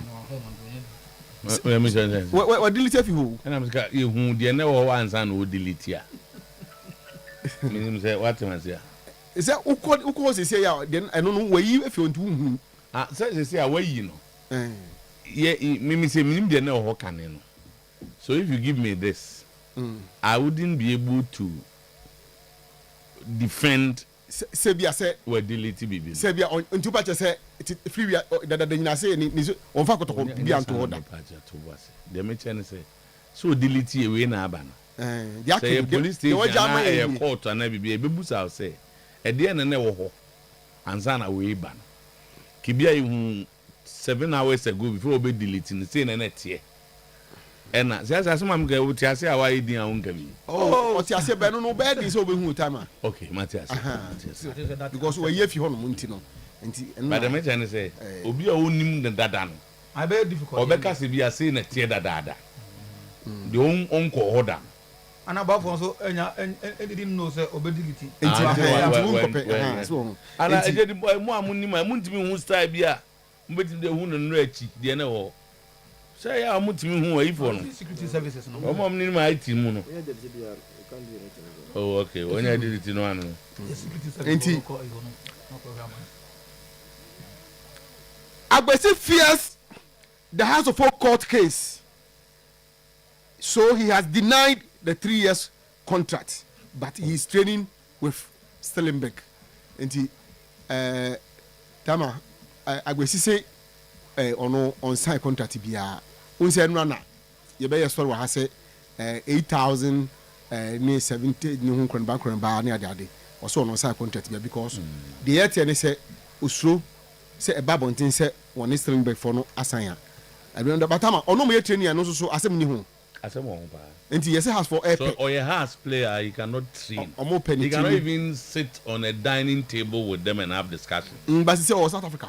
Okay. And also, yeah, Asamoah. Almost to me. And also so, and so I will hold my. But I'm for and you and I am sorry. Na in na. Tama, yati say Tinkra. Are you happy with the current backroom staff for Kotokono? Into I recommend this South Africa ni be mechanical. He said in a direct assistant and let's say immediate assistant, you know. And so South African on also so no what Japanese say oba boa no mo nyina no mabo dwuma e de amakumasi Asante Kotoko nti and also so ni kakra. Okay, thank you very much. Young boy. Diogo South African, you know. Thank you. And I'm better. What can be that though? Oh, not that me when I was starting. Oh, say I now so one can be too stretching. That means what can be that then Tiana what kind in terms of. So me have Asante Kotoko. Any omo business so far and me share the one mu. So to my year as an extensive Baboko. Okay. I'm say the guy no idea the church and so near the any or yes I so you of Rabico. That I know the off of Rabico even a cadre. On Cardinal Rasta. Cardinal. But as at now the South Africa play anyway. Oh no, this morning currently there's no new South Africa play. There's no new because they be a coach did no. Assistant coach no. Mo hedi no. I don't say Mbene. I don't Diogo no. Diogo.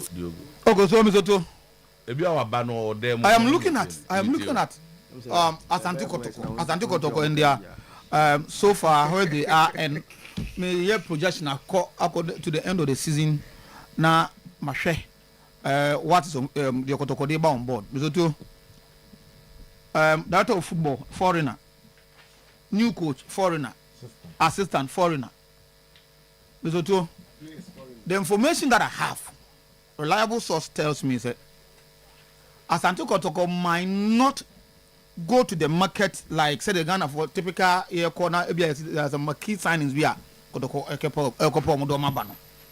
Because man check to some teams players be na amount for Bobo Mudin Kotoko no booster teams now receive letter be from Asante Kotoko as at now. Now the transfer window is about. Also, as a media, as a media, you need to speculate. So I decided to do that. Oh, Ebia, player we, players linked. More names. Sometimes. There were a lot of players here. I don't want to be a normal so they are linked. So to me, just there no. Now me time registration. Window no akano. Now my reliable sources tells me to say Asante Kotoko. Me to align up about 20 players. That 20 players the whole number on business free. It be abba eko. To some players me no be on buy omo 2 mrika e kan zo omo nkono. Any keep and Cameroon omo kasa 20 no. So of that 20 players now, the information I mean and say between 16 to 18 of them foreign based players. You saw that here. Now I was looking at say a league, how many foreign based players can be registered and can be played. But also, we are not seeing any action from all these clubs locally. So what is Kotoko doing? And how would you see an action? Of course, the first time I got football. Yeah, there are things that are supporters. I'm speaking the Kotoko supporters mind. The Kotoko supporters are now struggling to see what is the reaction. I was say more money check. Teams to be video or no be deal. But no more. But the ma Europe near the Adena say agents deal with the media more. Some club president for the Somatic business answer to the extent say Omitimi used to play because cover will be known the yard. So it is rather the media the attitude will be any report you. Yeah, the clubs will not report, but most of the times the media are not reporting. So out of 100%, you get about 60, 70, 80% right. Media and also that's why I catch us there. I'm taking the trouble upon myself to check whether there be contact. You need to look at your strategy again. And the contact I'm here, the reporter mean say, Kotoko is not writing to any clubs. Ghanaian clubs, but they want to rely on. I agree with you. I mean, say all the Fabrizio Yamu so old team. Minimum dear. He doesn't have a club. On your club at he's a journalist. But on me a creating, I'm as I say creative. I don't know what so it means that there's a problem with yours. Maybe there's no problem, but maybe I don't maybe all the hours Oko Busa clubs, no say. Koto Abraham letter or to Debbie. You Koto Abraham letter to Debbie. If yeah, strategy. The method no I will not tell you the method. Oh, but so kind. But we check from the class. We check to check in yesterday was coming. Ah, okay. Because of from you as when you go to collect or to Debbie. Maybe some Geo say they know what they are doing. Exactly. And some Geo say and son I think can be say woko woman peono. Be so. They are not idle. I am not against that. I am with you. That's how it is. That's what I make us say. I'm information say about 20 players. This is a reliable source. Kotoko select players in before ebi abako ebi gusuba ebi wo nei obi abako de omfa but we no munya follow within that 20 no.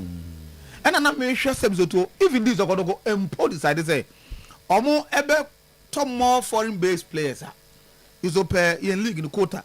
How many of them can you register? And that can they play? Know that, but so, what they keep saying, also again from almost all say, 26 players no number here. The full preseason, and they know the 26 players at least almost figures around one idea. Well, so it's not as if say almost a player we inko. But supporters, no, I think they have left behind. But and the same way the house for you know. Difference no more. Captain, supporters today, and I saw how much from Kobo Nibia. And our cameras were there.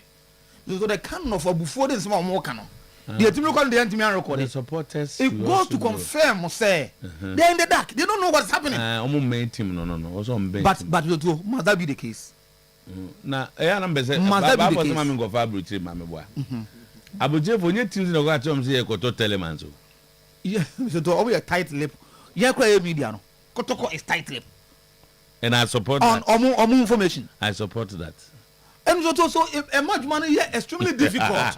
And we feel thank you. It's not open away my mind, but you know, you open up to the media.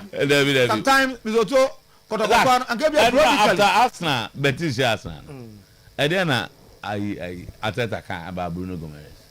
What's all the player? The whole world will be asking Arsenal.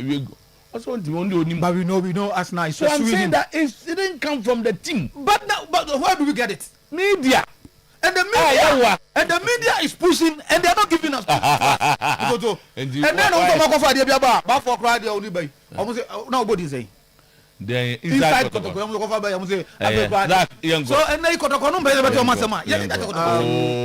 go strategy. Nations naming players or mobile. Oh sir. And they are not catch supporters no. Hey, now I'm not supporting bro. Nations FC and a relatively very good draw. Okay. Omobo FC Diara of Mali. Yes, because said good draw. One, they are going to Mali.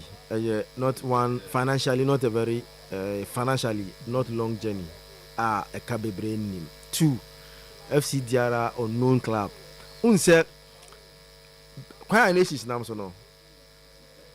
If has money kotoko money mediamamo, if you get this draw, any good dynasty you have to go to a group stage. True, that is the truth. FC Diara Oka away face our home second. We are you are playing AS Zam of Niger, and I said the winner of AS Zam and Asko Dikara of Togo. Unse sa route you know any sa teams they are Ghanaian teams you know o serious bia qualify ya fe na say bomb qualify na sure na problem no but nations you know ono a place in power to me na me say okay ne abre so kwa bibia so but on paper they to this is a good draw. Okay. But let's see how they will go. My close to AK say I was there. And no supporter was angry about the board not signing any player. Because no one who supported Bia. Or did I say so? The reaction of the supporters after the game. And not so well. Signing the player. Mark your room. Oh, so and there was a lot of I don't want to say anger, but technical team no, they were not happy at all. Yes, they were not happy.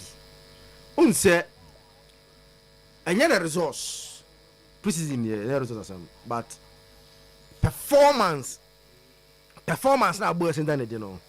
So to Omanya happy cry, Paju yes, Omanya happy cry. Now this after the game no. Omu Benap, Ejitu Muse Mizoto, they need about 4 minimum, maximum 7 quality players to add to the team. No one ball last year, and one. Someone, I'm saying, you know, I'm saying, you know, because they need additions to the team.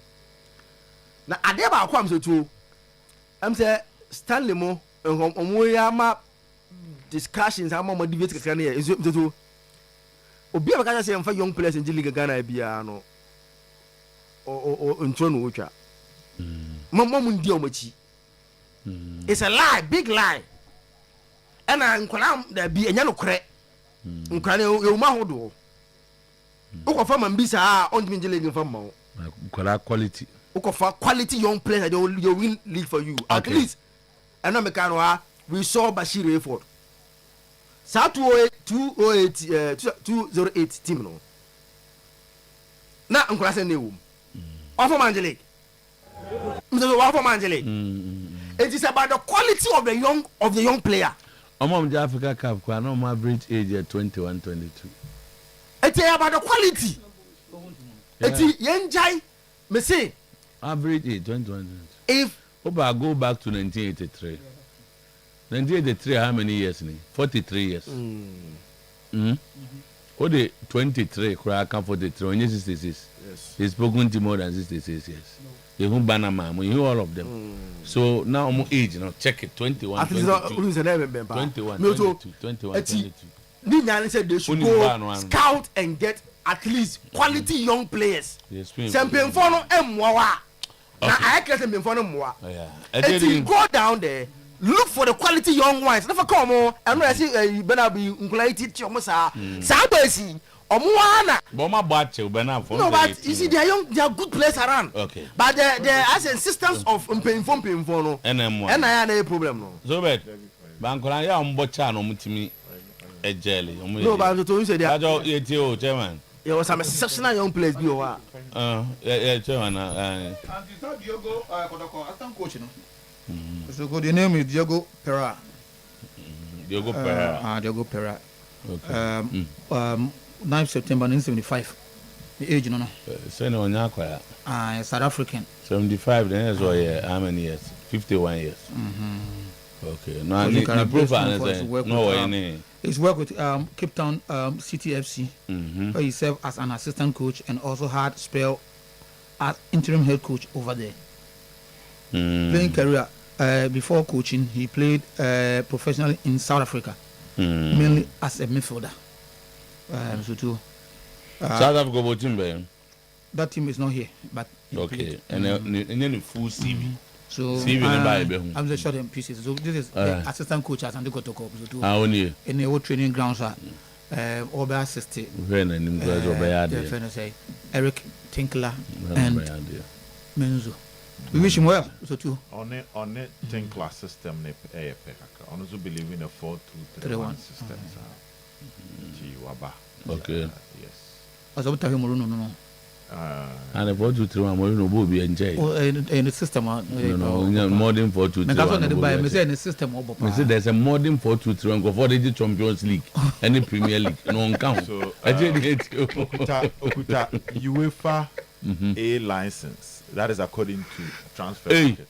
Or UEFA A. Yeah, UEFA A license. Seneca Capi Kaino. I Cape Town City technical team no can home. Why assistant? I think say why assistant? No assistant, ma Eric Tinkler from 2021 to 2024. Okay. Because on a 10 car year, you might 3 years. Okay. There was a year. There's what convincing to come. Yes. I know I'm an about last year they know him. Last year they were joining a different club. Okay. Yes. And he signed a change. We too. We should more honestly believe in playing from the back, keeping. And rather than direct players. No coaches now there. Okay. So, but we got the speak of supporter.